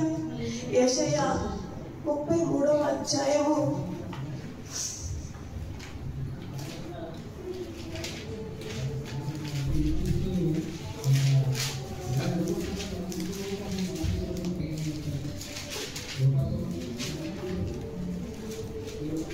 22వ వచనం. యెహోవా మనకు న్యాయాధిపతి, యెహోవా మనకు న్యాయాధిపతి, యెహోవా మన శాసనకర్త, యెహోవా మన శాసనకర్త, యెహోవా మన రాజు, యెహోవా మన రాజు, ఆయన మనల్ని రక్షించును, ఆయన మనల్ని రక్షించును. హల్లెలూయా. ఇంతమంది ఇన్ని మాటలు మాట్లాడుతుండగా మేము మోకరించి ప్రార్థన చేస్తున్నాం. దేవుడు ఇచ్చిన ఈ వాగ్దానం బట్టి ఇది జీవం కలిగిన మాట, ఇది ఒట్టి మాటలు కాదు, ఇది అమూల్యమైన మాటలు. ఇది నేను అనుభవించాను కాబట్టి దీనికి ఇంత ప్రాముఖ్యత ఇస్తున్నాను. ఇది ఎంతో విలువైన మాట. ఈ మాటలు పట్టుకొని ప్రభా మీరే కదా న్యాయాధిపతి అన్నారు, శాసనాలను మార్చేవాడు మీరు కదా, నాకు రాజుగా మీరే కదా ఉన్నారు అట్లని చెప్పి నేను ప్రార్థన చేసుకుంటూ ఉండగా నిన్ను రక్షించేవాడిని నేనే అని కదా నువ్వు చెప్పి ఉన్నావు. ఈ జీవం కలిగిన మాటని ఎత్తి పెట్టుకుని ప్రార్థన చేశాను. హల్లెలూయా. దేవుని నామానికి మహిమ కలుగును గాక. అట్లా దేవుడు వాళ్ళని విడిపించడానికి ఒక హియరింగ్ వాళ్ళు వెళ్ళినప్పుడు రిజల్ట్స్ ఏమి రాలేదు. మళ్ళీ జనాలు మాట్లాడుతున్నా లేదు వాళ్ళని మనుషుల యొక్క మాటలు ముళ్ళుగా మారి మనల్ని గుచ్చుకున్నప్పుడు కూడా హల్లెలూయా దేవుని మాట పెట్టుకొని నేను ప్రార్థన చేసిన సందర్భము, ఆయన మాట్లాడిన ప్రతి మాట కూడా హల్లెలూయా దేవుని నామానికి మహిమ కలుగును గాక. దేవుడు మాట్లాడిన ఆ మాటల్ని బట్టి దేవునికి నేను వందనాలు తెలుపుకుంటున్నాను. ఆయన మాట్లాడారు, మంచి అంజురపు ఫలంని లాగా నేను వాళ్ళని తీసుకొస్తాను. అట్లనే నన్ను ఓదార్స్తూనే ఉన్నాడు. నేనే నిన్ను ఓదార్చేవాడిని చెప్పినారు. మనుషులతో ఓదార్పు అంతా వేస్ట్ అండి. వాళ్ళు ఇప్పుడు వచ్చి కన్నీళ్ళు తుడిచి మాట మాట్లాడి వెనక్కి వెళ్ళి మన గురించి తప్పుగా మాట్లాడుకునేవాడు. కానీ మనం నమ్ముకున్న దేవుడు ఉన్నాడు చూడండి, ఆయన చాలా నమ్మదగిన వాడు. ఆయన మాట మారిన వాడు కాదు, చెప్పిన మాట ఏమి మార్చేవాడు కాదు. అంత గొప్ప దేవుడు, అంత గొప్ప దేవుడిని నేను గట్టిగా పట్టుకున్నాను. తండ్రి నువ్వే కదా, నీ బిడ్డ నేను ఏడుస్తున్నాను, దిక్కు లేక ఇక్కడ నేను బాధపడుతున్నాను, నా కన్నీళ్లు తుడిచేవాడు నువ్వు, నన్ను ఓదార్చేవాడు నువ్వు అట్లని చెప్పి నేను ప్రార్థన చేసుకుంటూనే ఉన్నాను. హల్లెలూయా. అప్పుడు దేవుడు మంచి మాటని వాళ్ళని మళ్ళా నేను తీసుకొని వస్తాను, వాళ్ళని నేను పెరిగి వేయను, నన్ను నాటుతాను అన్నాడు. హల్లెలూయా. దేవుని నామానికి మహిమ కలుగును గాక. నేను ఆ నమ్మకాన్ని పెట్టుకున్నాను. దేవుడు నాటుతానని సెలవిచ్చిన వాడు మాట తప్పనివాడు, తప్పకుండా నాటుతాడు. అట్లా నేను వెయిట్ చేసి నేను స్టేషన్కి వెళ్ళానండి. రిజల్ట్స్ ఏం రాలేదు కదా అని వెళ్ళినప్పుడు వాళ్ళు అన్నారు వీళ్ళు రిలీజ్ చేసేస్తారని. దేవుని నామానికి మహిమ కలుగును గాక. ఎంత మంచి దేవుడు అండి. జనాలు ఇప్పుడే పంపించేస్తారనో, లేదు చెరలో ఇంకా పెట్టేస్తారనో ఎన్నో మాట్లాడుకున్నారు. నేను కృంగిపోలేదు, కూలిపోలేదు. మా సంఘస్థులందరికీ కూడా నేనే ధైర్యం చెప్పాను. నేను ఎట్లా ఉన్నానంటే చుట్టూ నిప్పు ఉండి మెడలు ఉంటే ఎట్లా ఉన్నాను అట్లా ఉన్నాను. అయినా వాళ్ళందరి కన్నీళ్లు తొడవడానికి దేవుడు నన్ను ఎత్తి ఉపయోగపరుచుకున్నారు. నాకు ఈ సంఘ బిడ్డలకి వాళ్ళు పడిపోకుండానట్లు వాళ్ళని ధైర్యపరచాలి. హల్లెలూయా. కాబట్టి మనం దేవుని యొక్క వాక్యాన్ని, ఈ అమూల్యమైన మాటల్ని మనం ఎప్పుడు కూడా ధ్యానించుకోవాలి. ఈ రోజు మనం బాగుండొచ్చు, ఇంకాసేపట్లో మనం ఉంటామో మనకే తెలియదు. అలాంటి ఒక సందర్భంలో మనం ఆయన్నే పట్టుకోవాలి. ఆయన తప్ప మనకి వేరే గతి లేదు. ఎవరు కూడా మనకు సహాయం చేయరు. ఈ రోజు నువ్వు బాగుంటే 10 మంది నీ చుట్టూ తిరుగుతారేమో. నువ్వు కష్టంలో ఉన్నప్పుడు నీ గురించి తప్పుగా మాట్లాడి వెలవేసేసి వెళ్ళిపోతారు. ఏ సమయంలో అయినా, ఏ సిచ్యువేషన్స్ లో అయినా ఆ పరలోకపు తండ్రే మనకి తోడుగా ఉంటాడు. మనల్ని ఓదార్చేవాడు ఆయన మాత్రమే. హల్లెలూయా. దేవుని నామానికి మహిమ కలిగిన గాక. నిన్న మళ్ళా ఆయన కాల్ చేశాడు. కాల్ చేసి ఇంకా వేరే జనాలు మాట్లాడుకున్న మాటలు తెలిపాడు. మళ్ళీ ప్రార్థన చేశారు, ఏంటి ప్రభా అని. అప్పుడు యెరెమీయా 33వ అధ్యాయము ఒకసారి చూసుకుందామా? హల్లెలూయా. 33వ అధ్యాయము 11, 12వ వచనము దేవుడు మాట్లాడిన మాట ఎంత గొప్పదండి. హల్లెలూయా, హల్లెలూయా, హల్లెలూయా చెప్పుకోవడం కూడా ఒక యెహోవా ఇలా సెలవిచ్చుచున్నాడు. యెహోవా నాకు సెలవిచ్చుచున్నాడు. ఏ పాడైపోయినను దీనిలో నరులు లేరు, నివాసులు లేరు, జంతువులు లేవు అని మీరు చెప్పు ఈ స్థలములోనే మనుషులైనను నివాసులైనను జంతువులైనను లేక పాడైపోయిన యూదా పట్టణంలోనైనను యెరూషలేము వీధుల్లోనైనను సంతోష స్వరమును ఆనంద శబ్దమును పెండ్లి కుమారుని స్వరమును పెండ్లి కుమార్తె స్వరమును యెహోవా మంచివారు, ఆయన కృప నిరంతరముండును. సైన్యములకు అధిపతిగా యెహోవాను స్తుతించుడి అని పలుకువారి స్వరమును మరలా వినబడును. హల్లెలూయా. వినబడును. యెహోవా మందిరములోనికి స్తుతి యాగములు తీసుకొని వచ్చేవారి స్వరమును మరలా వినబడును. మునుపటి వలె ఉండుటకై చెరలో ఉన్న ఈ దేశస్థులను నేను రప్పించుచున్నానని యెహోవా సెలవిచ్చుచున్నారు. హల్లెలూయా. ఆమేన్. హల్లెలూయా. దేవుడు ఇచ్చిన ఈ వాగ్దానం గొప్పది.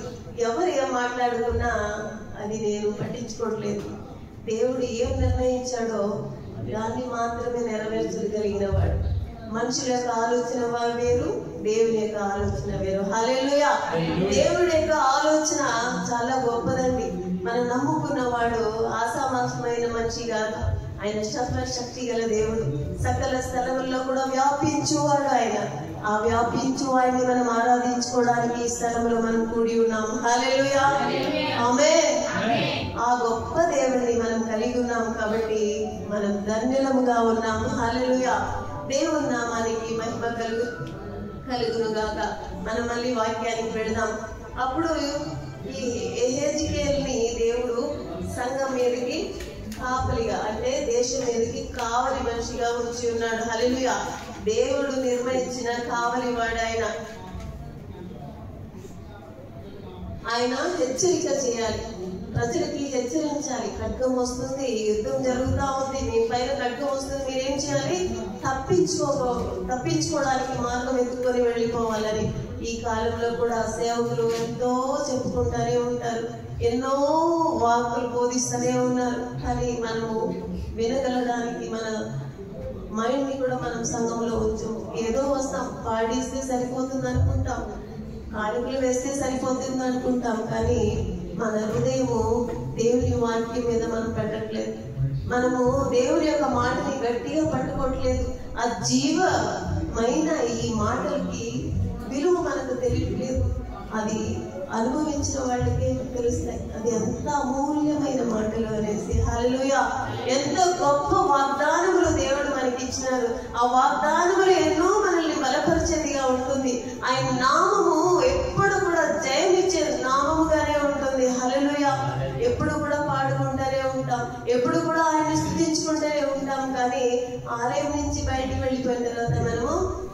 దెయ్యం పిల్లలాగానే మారిపోతూ ఉంటాం. ఇక్కడ దేవదూతలాగా కూర్చొని చక్కగా వింటూ ఉంటాం. మన స్వభావంలో మార్పు లేదు, మన ఆలోచనలో మార్పు లేదు. మనం ఏదో నామ క్రైస్తవులుగా వస్తాం, వెళ్ళిపోతున్నాం అంతే. ఒక సమయం, ఒక టైం పాస్ కోసం ఆలయానికి వచ్చేవాళ్ళంగానే మనం ఉంటాం. కానీ అట్లా కాదు, అట్లా కూడదు కూడా.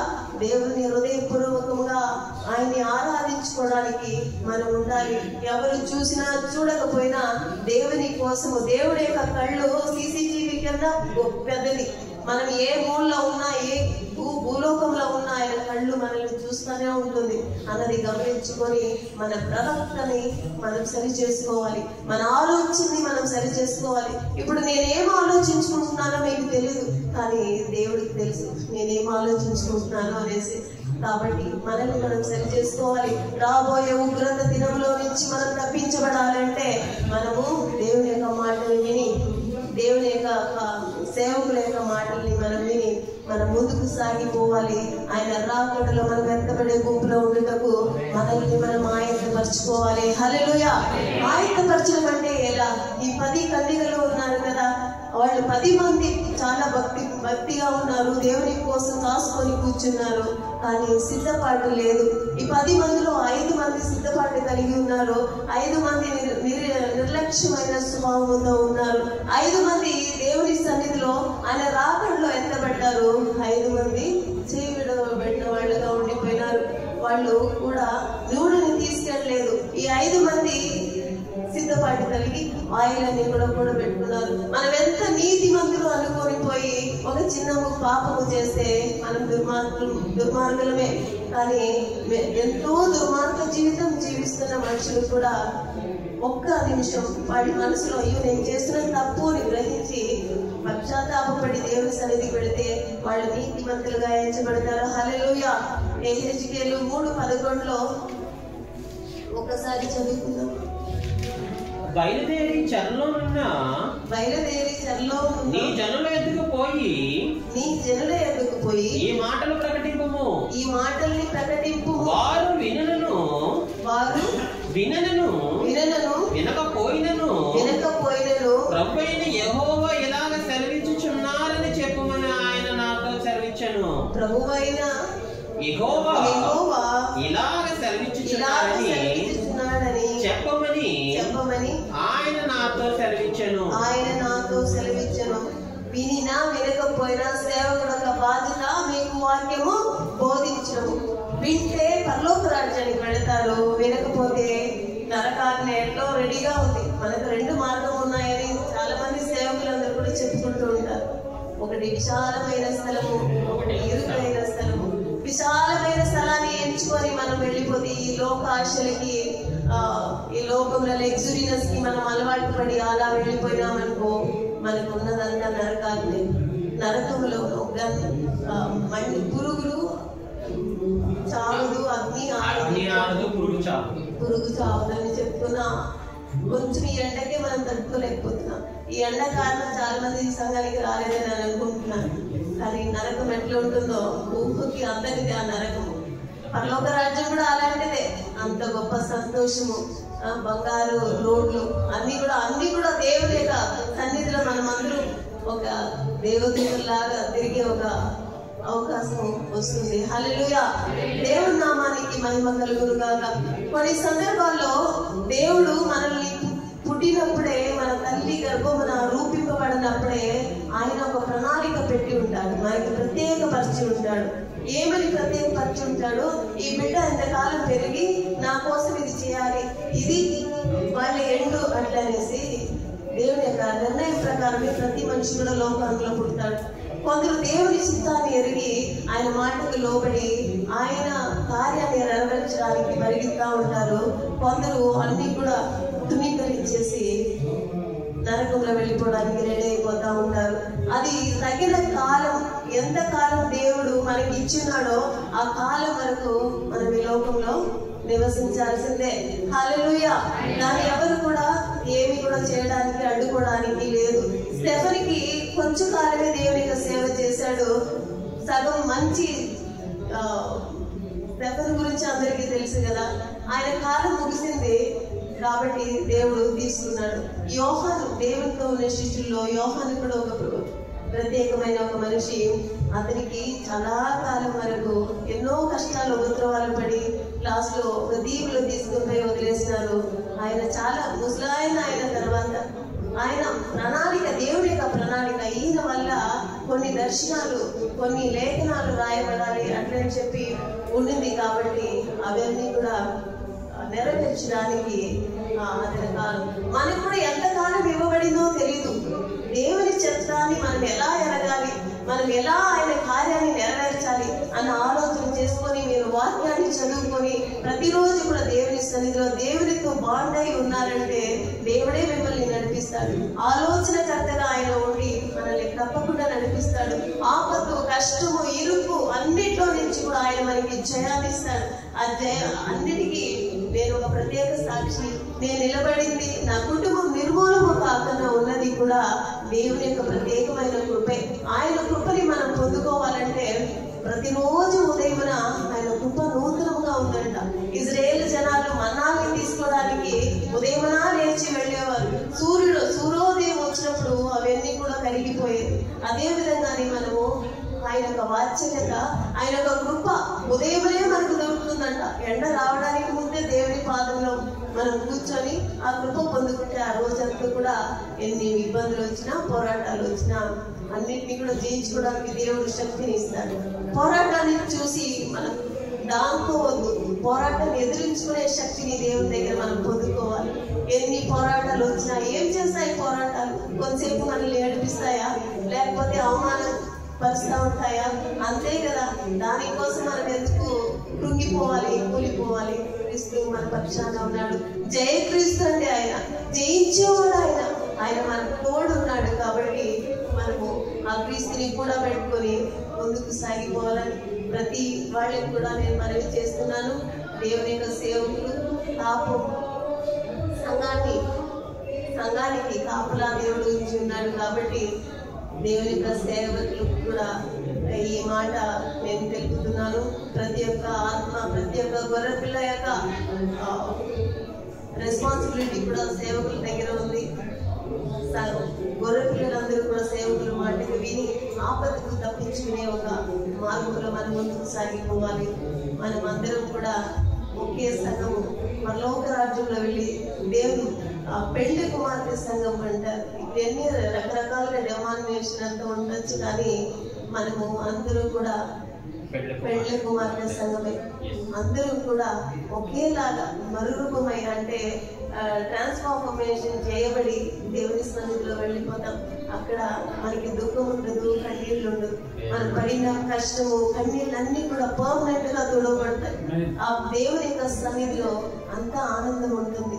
కాబట్టి ఆయన రుచి చూడటానికి మనం కొంచెం అలవాటు చేసుకుంటే ఎంత తీయటైన వాడో మనకి అర్థమవుతా ఉంటుంది అని మీ అందరికీ కూడా తెలుపుతున్నాను. ఆ తీయటైన దేవుని ఎవరు కూడా విడిచిపెట్టి దూరంగా వెళ్ళిపోకూడదు. ఇదే నా మనవి. ఎంత గొప్పవాడు, ఎంత మంచివాడు, ఎంత రుచిగలవాడో తెలుసండి. ఆయన మనం మాట్లాడుతుండగానే మన అన్ని మొదలన్నీ వినేవాడంట. మొర కూడా పెట్టనక్కర్లేదు. ఆయనకి మాట్లాడితే చాలు. మీరు మాట్లాడుతుంటే నేను విని మీకు కావాల్సింది దయచేస్తాను అంటాడు.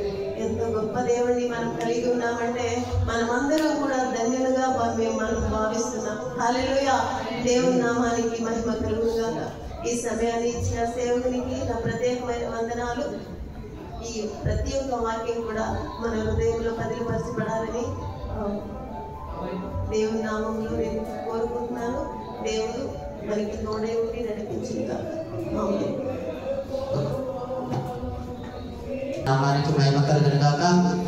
చక్కగా మనకు వాక్యాన్ని వివరించిన పేరు మినిస్టరీ మరి సిస్టర్ చిల్లా గారికి ప్రత్యేక వందనములు తెలియజేస్తున్నాను. చూసారా, మరి దుస్తులు ఎన్నో రకమైన ఆలోచనలతోనే ఏదన్నా చేసి ఉన్నారని అందరూ అనుకుంటున్నాను. ఒకవేళ అలాగ చేసి సేవకుల మీద ఏదన్నా నేరం మోపు ఉంటే వారు ఏం చేస్తున్నారో వారు ఎరగరు కనుక వారిని క్షమించమని మనం ప్రార్థన చేద్దాం. నిన్ను కొట్టిన వాడిని కొట్టద్దు, నిన్ను తిట్టిన వాడిని తిట్టద్దు. వారు ఏం చేస్తున్నారో వారు వేరగర కనుక వారిని క్షమించమని మనము ప్రార్థన చేద్దాం. మరి అలాగ చేయకపోతే మనం ఇక్కడ ఈర్ష్యలు కోపాలు చూపించుకుంటే రేపు ఇష్టం చెప్పినట్టు మనం పరలోకం అంతే కూర్చున్నప్పుడు అందరము ఒకే దగ్గర ఉంటాము. అందుకోసమే ఈ లోకంలో ఉన్నప్పుడే ఇవన్నీ, అక్కడికి వెళ్ళినప్పుడు మనం అందరం ఒకటి చోటుంటాం. యెజబెల్ గారు మరి ఆమె జీవితం, యెజబెల్ అంటే చాలా మందికి తెలుసు. ఆమె విగ్రహారాధన చేసే ఒక స్త్రీ. మరి ఆహాబుని ఏం చేస్తుంది, ఆ రాజుని పెళ్లి చేసుకుంది, ఆ రాజుని కూడా పాడు చేసింది. ఆమె మారలేకపోయింది, ఆయనను కూడా పాడు చేసి లాస్ట్కి ఏమైపోయింది, ఆమె ఏమైపోయింది, కుక్కలు చిప్పుకొని తినేసి. మన జీవితాలు అలా మార్చుకోవాలి, మనకు మనమే పరీక్షించుకోవాలి. ఏం చేసుకోవాలి, మనలో ఏముందో అలాగా వాక్యం సెలవిస్తుంది. ఎప్పుడు కానీ ఒకరికొకరిని ప్రేమించుకొని తగ్గించుకొని ఆజ్ఞని పాటించాలి. ఫస్ట్ మన ఆజ్ఞని పాటిస్తున్నాము, ఆజ్ఞని దాటి వెళ్ళిపోతున్నాం. మనం చదువుకుంటాం ఇక్కడ నిర్వాకాండము 23వ నుంచి 17-18 దాకా మనకు ఆజ్ఞలు ఉంటాయి. 1, 2, 3. నేను తప్ప వేరే ఒక దేవుడు లేడు, నన్ను తప్ప ఏ దేవుడిని మీరు మొక్కకూడదు. లాస్ట్ ఆజ్ఞ ఏంటి మనకు, నీ పొరుగు వాడిది ఏం ఆశించకూడదు, ఎద్దునైనా గాడిదనైనా ఏదైనా ఆశించకూడదు. అలా కాకుండా ఆశించకుండా ఒకరికొకరు సాయం చేసుకుంటూ తగ్గింపు స్వభావం మనలో ఉండాలా. చూడండి ఏం సాధించారు, ఒకవేళ ఏదైనా చేసినట్టు ఏం సాధించారు, పరిచర్యను ఆపేశారు. ఆమెకి ఇచ్చిన ధన్యత ఆగిందా, దేవుడు ఇక్కడ నిలబెట్టుకున్నాడా లేదా? ఈరోజు ఖచ్చితంగా దేవుడు ఎక్కడో చోట వాడుకుంటాడు. హల్లెలూయా. ఖచ్చితంగా దేవుడు ఆయన పిల్లల్ని, ఆయన ఏర్పాటు చేసుకున్న సేవకులను ఎక్కడైనా వాడుకుంటాడు కదా. ఆయన కొంతమందిని ఏర్పాటు చేసుకుంటాడు. ఆ గొర్రెలకు ఇందాక సిస్టర్ చెప్పినాడు, ఆ గొర్రెలకు చెప్పడానికి కొద్దిమందిని ఏర్పాటు చేసుకుంటాడు. వాళ్ళు ఆపడానికి సాధారణంగా ప్రయత్నం చేస్తూనే ఉంటాడు. మరి మంచి పోరాడింది అని ఎవరన్నారు, పౌలు గారు. మరి అలాగా కడముట్టించేంత వరకు మనం పోరాడదామా? పోరాడారు కాబట్టి అందుకోసమే సాధారణంగా తట్టుకోలేక ఏం చేశాడు, శిరస్సాలకు పట్టించాడు. ఇంత అద్భుతంగా ఎంతో మంది సిస్టర్ చెప్పినట్టు ఎన్నో రకాలుగా మాట్లాడుతున్నారు లోకలు, రకరకాల. కానీ దేవుడు అద్భుతమైన కార్యం చేస్తాడు. దేవునికి మహిమ కలుగును గాక. శిరస్సాల నుంచి తప్పించాడు. నన్ను తప్పించినందుకు, విడిపించినందుకు, కాపాడినందుకు, పోషించినందుకు ఏంటంట, శతకోటి స్తోత్రాలయ్యా, వందనాలయ్యా, శతకోటి స్తోత్రాలయ్యా. తెలుస్తున్నావా దేవునికి? తెలుస్తున్నావా? మనల్ని రక్షించినందుకు, పోషించినందుకు, కాపాడినందుకు శతకోటి వందనాలయ్యా.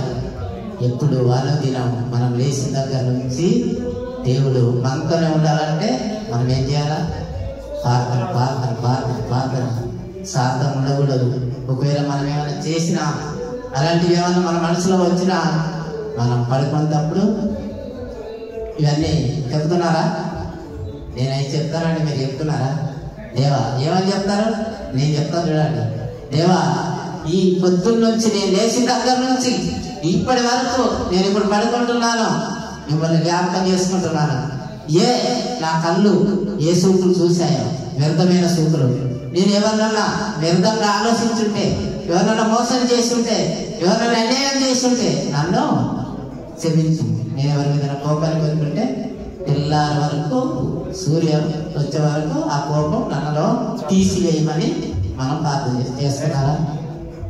చేస్తున్న మన వాళ్ళు చేయలేదు. జ్ఞాపకం చేసుకోవాలా? దేవుణ్ణి ఎప్పుడో మనం జ్ఞాపకం చేసుకొని మనలో ఉన్నాయన్ని ఒప్పుకొని తీసివేసుకొని మనము దేవుని చక్కటి మాటలు విన్నాము. చిన్న ఒక పల్లవి వాడుకుందాం. ఈ పల్లవి వాడని సేపు దాంట్లో సమర్పించింది. హల్లెలూయా. ఇచ్చినందుకు, పోషించినందుకు, కాపాడినందుకు స్తోత్రాలయ్యా, వందనాలు స్తోత్రాలయ్యా, వందనాలు వందనాలయ్యా, శతకోటి స్తోత్రాలయ్యా. హల్లెలూయా. దేవుని మహిమ కలుగును గాక. చక్కటి మాటలు దేవుడు అందరు మాట్లాడి ఉన్నాడు. అంటే దేవుడు మనం నేర్పరచుకొని మనం ఎప్పుడైతే ఆయన రక్తంలో అడగబడతామో నూతనంగా ఎప్పుడు జన్మిస్తాం మనం నూతనంగా తల్లి కడుపులకేలు వచ్చినప్పుడు కాదు. తల్లి కడుపులకేలు మనం పాపంతో వస్తాం, అవునా కదా? మరి నూతనంగా ఎప్పుడు జన్మిస్తాము? ఆయన రక్తంలో ఆ నీటిలో మనం కడగబడ్డప్పుడు నూతనంగా జన్మిస్తాం. అప్పటి నుంచి మనం ఏం చేయాలా? ఆయన పనివారం. నువ్వు ఎక్కడ పని చేస్తున్నావు? నీ యజమాని దగ్గర. నీకు జీతం ఇస్తున్నాడా? మరి ఆయన రక్తంలో కలవడం మనం ఏం చేయాలా? ఆయన పని చేయాలా? ఆయన పని చేస్తే మనకు జీతము ఇస్తాడు. ఖచ్చితంగా ఏర్పాటు. మీ క్రియల కొద్ది నీకు జీతము నేను ఇద్దునని చెప్తున్నాడు ఆయన. వాక్యం చెప్తుంది. మనం అలాగే ఆయన పని చేయాలా. అందరం కలిసి నాది నీది అని కాదు. సంఘం ఎవరిది? సంఘము క్రీస్తు. ఇందాక అబ్బాయి ఏం చెప్పాడు? క్రీస్తు. సంఘము అందరం కలిసి మనం పనిచేయాలని. ఇది నాది అనకుండా, భేదాలు లేకుండా. ఎండ కోసం అందిస్తా అంటే ఎండనైనా పనిచేస్తాడు. దేవుని దగ్గర రాలేకపోతున్నాడే. అందిస్తా అంటే ఎంత ఎండన్నా పనిచేస్తాడు. దేవునికి సమయం ఇద్దాము, ఆయన పనిచేద్దాము. మనం పరలోక రాజ్యానికి వెళ్ళాలి. ఆయన రాజ్యం ఆయన రాజ్యంలో మనల్ని జ్ఞాపకం చేసుకోవాలంటే ఆయన పని మనం అందరం కలిసి చేద్దాం.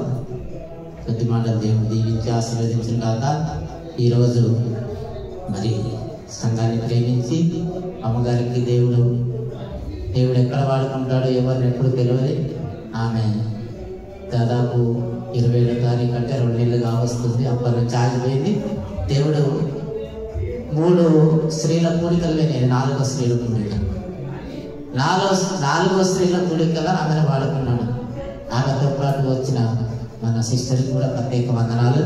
అందరు లేచినట్టయితే మనము ముగింపు ప్రార్థన పిల్లగారికి చేస్తున్నారు. హల్లెలూయా, హల్లెలూయా, హల్లెలూయా. స్తోత్రం, స్తోత్రం, స్తోత్రం, స్తోత్రం. పరిశుద్ధానికి వందనాలు, స్తోత్రాలు. దేవానికి స్తోత్రాలు చెల్లించుకుంటున్నాం. కృపగలిగిన వాడానికి స్తోత్రాలయ్యా. సర్వశక్తి గల దేవానికి స్తోత్రాలు చెల్లించుకుంటున్నానయ్యా. నీ అమూల్యమైన నామంని బట్టి మీకు వందనాలు, స్తోత్రాలు ప్రభువా. యేసయ్యా, ఎంతసేపు మీరు మా కూడా ఉండి మీరు మాట్లాడిన ప్రతి మాటల్ని బట్టి మీకు వందనాలు, స్తోత్రాలు చెల్లించుకుంటున్నాం. మీరు నడిపిస్తున్న విధానాన్ని బట్టి మీకు వందనాలు. మాకు అయ్యా మారు మనసుని మాకు దయచేయండి. క్రీస్తు కోసం పోరాడే వాళ్ళగా ప్రభువా మేము ఉండటకు సహాయం చేయండి. అయ్యా నీకు స్తోత్రాలు. ఇక్కడ కూడి వచ్చిన ప్రతి బిడ్డని కూడా మేము పాదం దగ్గర సమర్పించుకుంటున్నానయ్యా. ప్రతి బిడ్డ యొక్క అవసరతలు ఎరిగిన వాడు. అయ్యా నీకు స్తోత్రాలు. దేవానికి వందనాలు. వాళ్ళు చేసే ప్రతి పనులవి అయ్యా స్తోత్రం మీకు తోడుండండి. వాళ్ళు వెళ్ళి వచ్చి మార్గంలో మీకు కాపుదలు ఉంచండి ప్రభా. మీ బిడ్డలు ఎక్కడ కూడా సిగ్గుపడనివ్వకుండా ప్రభా మీరు వాళ్ళని హెచ్చించి ఉంచండి. దేవానికి స్తోత్రాలు, స్తోత్రాలయ్యా. ప్రభానికి వందనాలు, ప్రభానికి స్తోత్రాలు, స్తోత్రాలు, స్తోత్రాలు. మా మధ్యలో మీరు ఇంతసేపు ఉన్నారు ప్రభా. మా మొరలన్నీ కూడా మీరు ఆలకించారు. మా అవసరతలన్నీ కూడా మీరు తీర్చి ఉన్నారు ప్రభు. నీకు స్తోత్రాలు చెల్లించుకున్నాం నైనా. నీకు స్తోత్రాలు. పరిశుద్ధానికి వందనాలు, పరిశుద్ధానికి వందనాలు, పరిశుద్ధానికి వందనాలు. ఎల్ షడాయి నీకు స్తోత్రాలు. దేవా నీకు వందనాలు. యెహోవా నిస్సీ నీకు స్తోత్రాలు. యెహోవా రోహీ నీకు స్తోత్రాలు. యెహోవా ఈరే నీకు స్తోత్రాలు ప్రభా. అబ్బా తండ్రి అని పిలవగలిగిన ప్రభా అయా మంచాత్మని మాకు దయచేస్తున్నా మీకు వందనాలు, స్తోత్రాలు. మా పితరులకు మాత్రం కాదు దేవా, మాకు కూడా మీరు తండ్రిగా ఉన్నారయ్యా. నీకు స్తోత్రాలు ప్రభు. నీకు వందనాలు. యేసయ్యా నీకు స్తోత్రాలు. దేవా నీకు స్తోత్రం. పిలవగానే పలికే దేవుడు అయ్యా. నీకు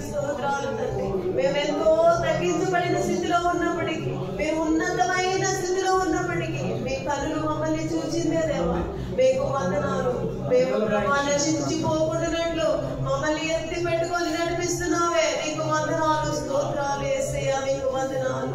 అయ్యా మా మధ్యలో మీరు ఉన్నారు, పరిశుద్ధాత్మని మా మధ్యలో కుమ్మరించండి ప్రభు, నీకు స్తోత్రాలు యేసయ్యా.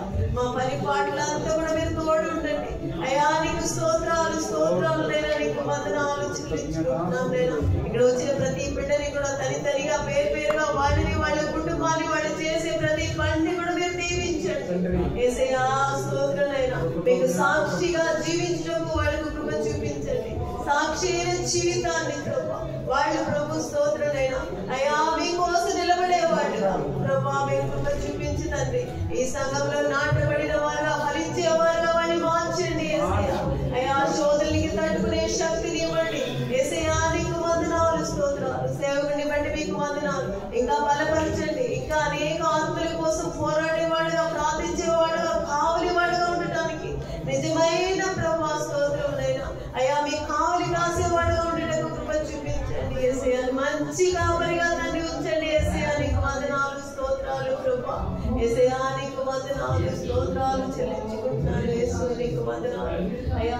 స్తోత్రం. మేము కాసేపట్లో డిస్ప్లేస్ అయిపోతుండగా మీ తోటి మాకు కూడా ఉంచండి, ఎలాంటి ఆపదలు విపదలు కూడా మాకు రానివ్వకుండా మీ కాపుదలతో మమ్మల్ని మీరు అక్కడ చాటున మమ్మల్ని మరుగుపరచండి. మీ నామమై మాత్రమే మేము జీవించడం, మీరు ఎప్పుడు కూడా మమ్మల్ని ప్రభా నడిపించండి. మాకు ఆలోచనకర్తగా మీరు ఉండి సరైన మార్గంలో మమ్మల్ని నడిపించండి తండ్రి, నీకు స్తోత్రాలు. సర్వోన్నతుడా మీకు వందనాలు, మీకు కృతజ్ఞత కలిగిన హృదయంతో స్తుతిస్తున్నాము దేవా, నీకు వందనాలు, స్తోత్రాలయ్యా. మమ్మల్ని పరిశుద్ధపరిచే నిలకడైన మనసుని మాకు దయచేయండి, నీకు వందనాలు, స్తోత్రములైనా, నీకు స్తోత్రములు అయ్యా, నీకు స్తోత్ర. అపవాదిని అయ్యా స్తోత్ర యేసుని నామములో లయపరచండి నైనా, స్తోత్రములు ప్రభు అయ్యా. బంధకాలతో కట్టి ఉన్న అపవాది క్రియలన్నీ కూడా లయపరచండి యేసుని నామములో. హల్లెలూయా, నీకు వందనాలు, స్తోత్రాలు అయ్యా, నీకు స్తోత్రాలు, స్తోత్రాలు. మీ నామమై మాత్రమే అయ్యా ఈ కూడికలన్నీ కూడా జరుగుటకు కృప చూపించండి ప్రభా యేసయ్యా. నీకు ఉత్తములుగా మేము జీవించటకు అయ్యా, ఉత్తములుగా మేము జీవించటకు మీకు నచ్చిన పాత్రలుగా, పొంగి పొంగే పాత్రలుగా మీకోసం మేము ఉపయోగపడడానికి సహాయం చేయండి. అన్ని శుద్ధి ఘనతమైనవన్నీ కూడా మీకే చెల్లించుకుంటున్నాం యేసుని నామములో అడిగి వేడుకుంటున్నాము తండ్రి. హల్లెలూయా. ప్రార్థన చేస్తున్నాం. తండ్రి దేవానికి వందనాలు యేసయ్యా, చేసిన ప్రార్థనలని ఆరాధించండి, మీ పాదాలకు పెడుతున్నాం తండ్రి. ఇదిగో తండ్రి నీ పిల్లలందరూ నాయన గుట్టులు విప్పి ఇక్కడ కాంతలు బట్టి ప్రార్థిస్తున్నాం నాయన. 30 తంతలు 60 తంతలు 100 తంతలుగా ఫలింప చేయండి. వారి కుటుంబాల పట్ల దీవెన ఆశీర్వాదాలు నింపు చేయమని తండ్రి యేసు పరిశుద్ధ నామములో అడుగుతున్నాం తండ్రి. పరలోకమందు మా తండ్రి నీ నామం పరిశుద్ధపరచండి గాక, మీ రాజ్యం వచ్చును గాక, పరలోకమందు నెరవేరినట్టు భూమి అందు నెరవేరును గాక. మా అనుదిన ఆహారం మాకు నేడు దయచేయండి. మా ఎడల అపరాధాలు చేసిన వారు క్షమించిన ప్రకారం మా అపరాధాలను క్షమించండి. రాజ్యము, శక్తి, మహిమ భయంకరం గాక. ఆమేన్. తండ్రి యొక్క కుమారుల యొక్క పరిశుద్ధాత్మ యొక్క అనిల సవాసం సకల పరిస్థితులకు నాయన ఈ సంఘ కుటుంబాలకు అన్నిటికీ తోడై ఉండుగాక. ఆమేన్. హల్లెలూయా. అందరికి వందనాలండి.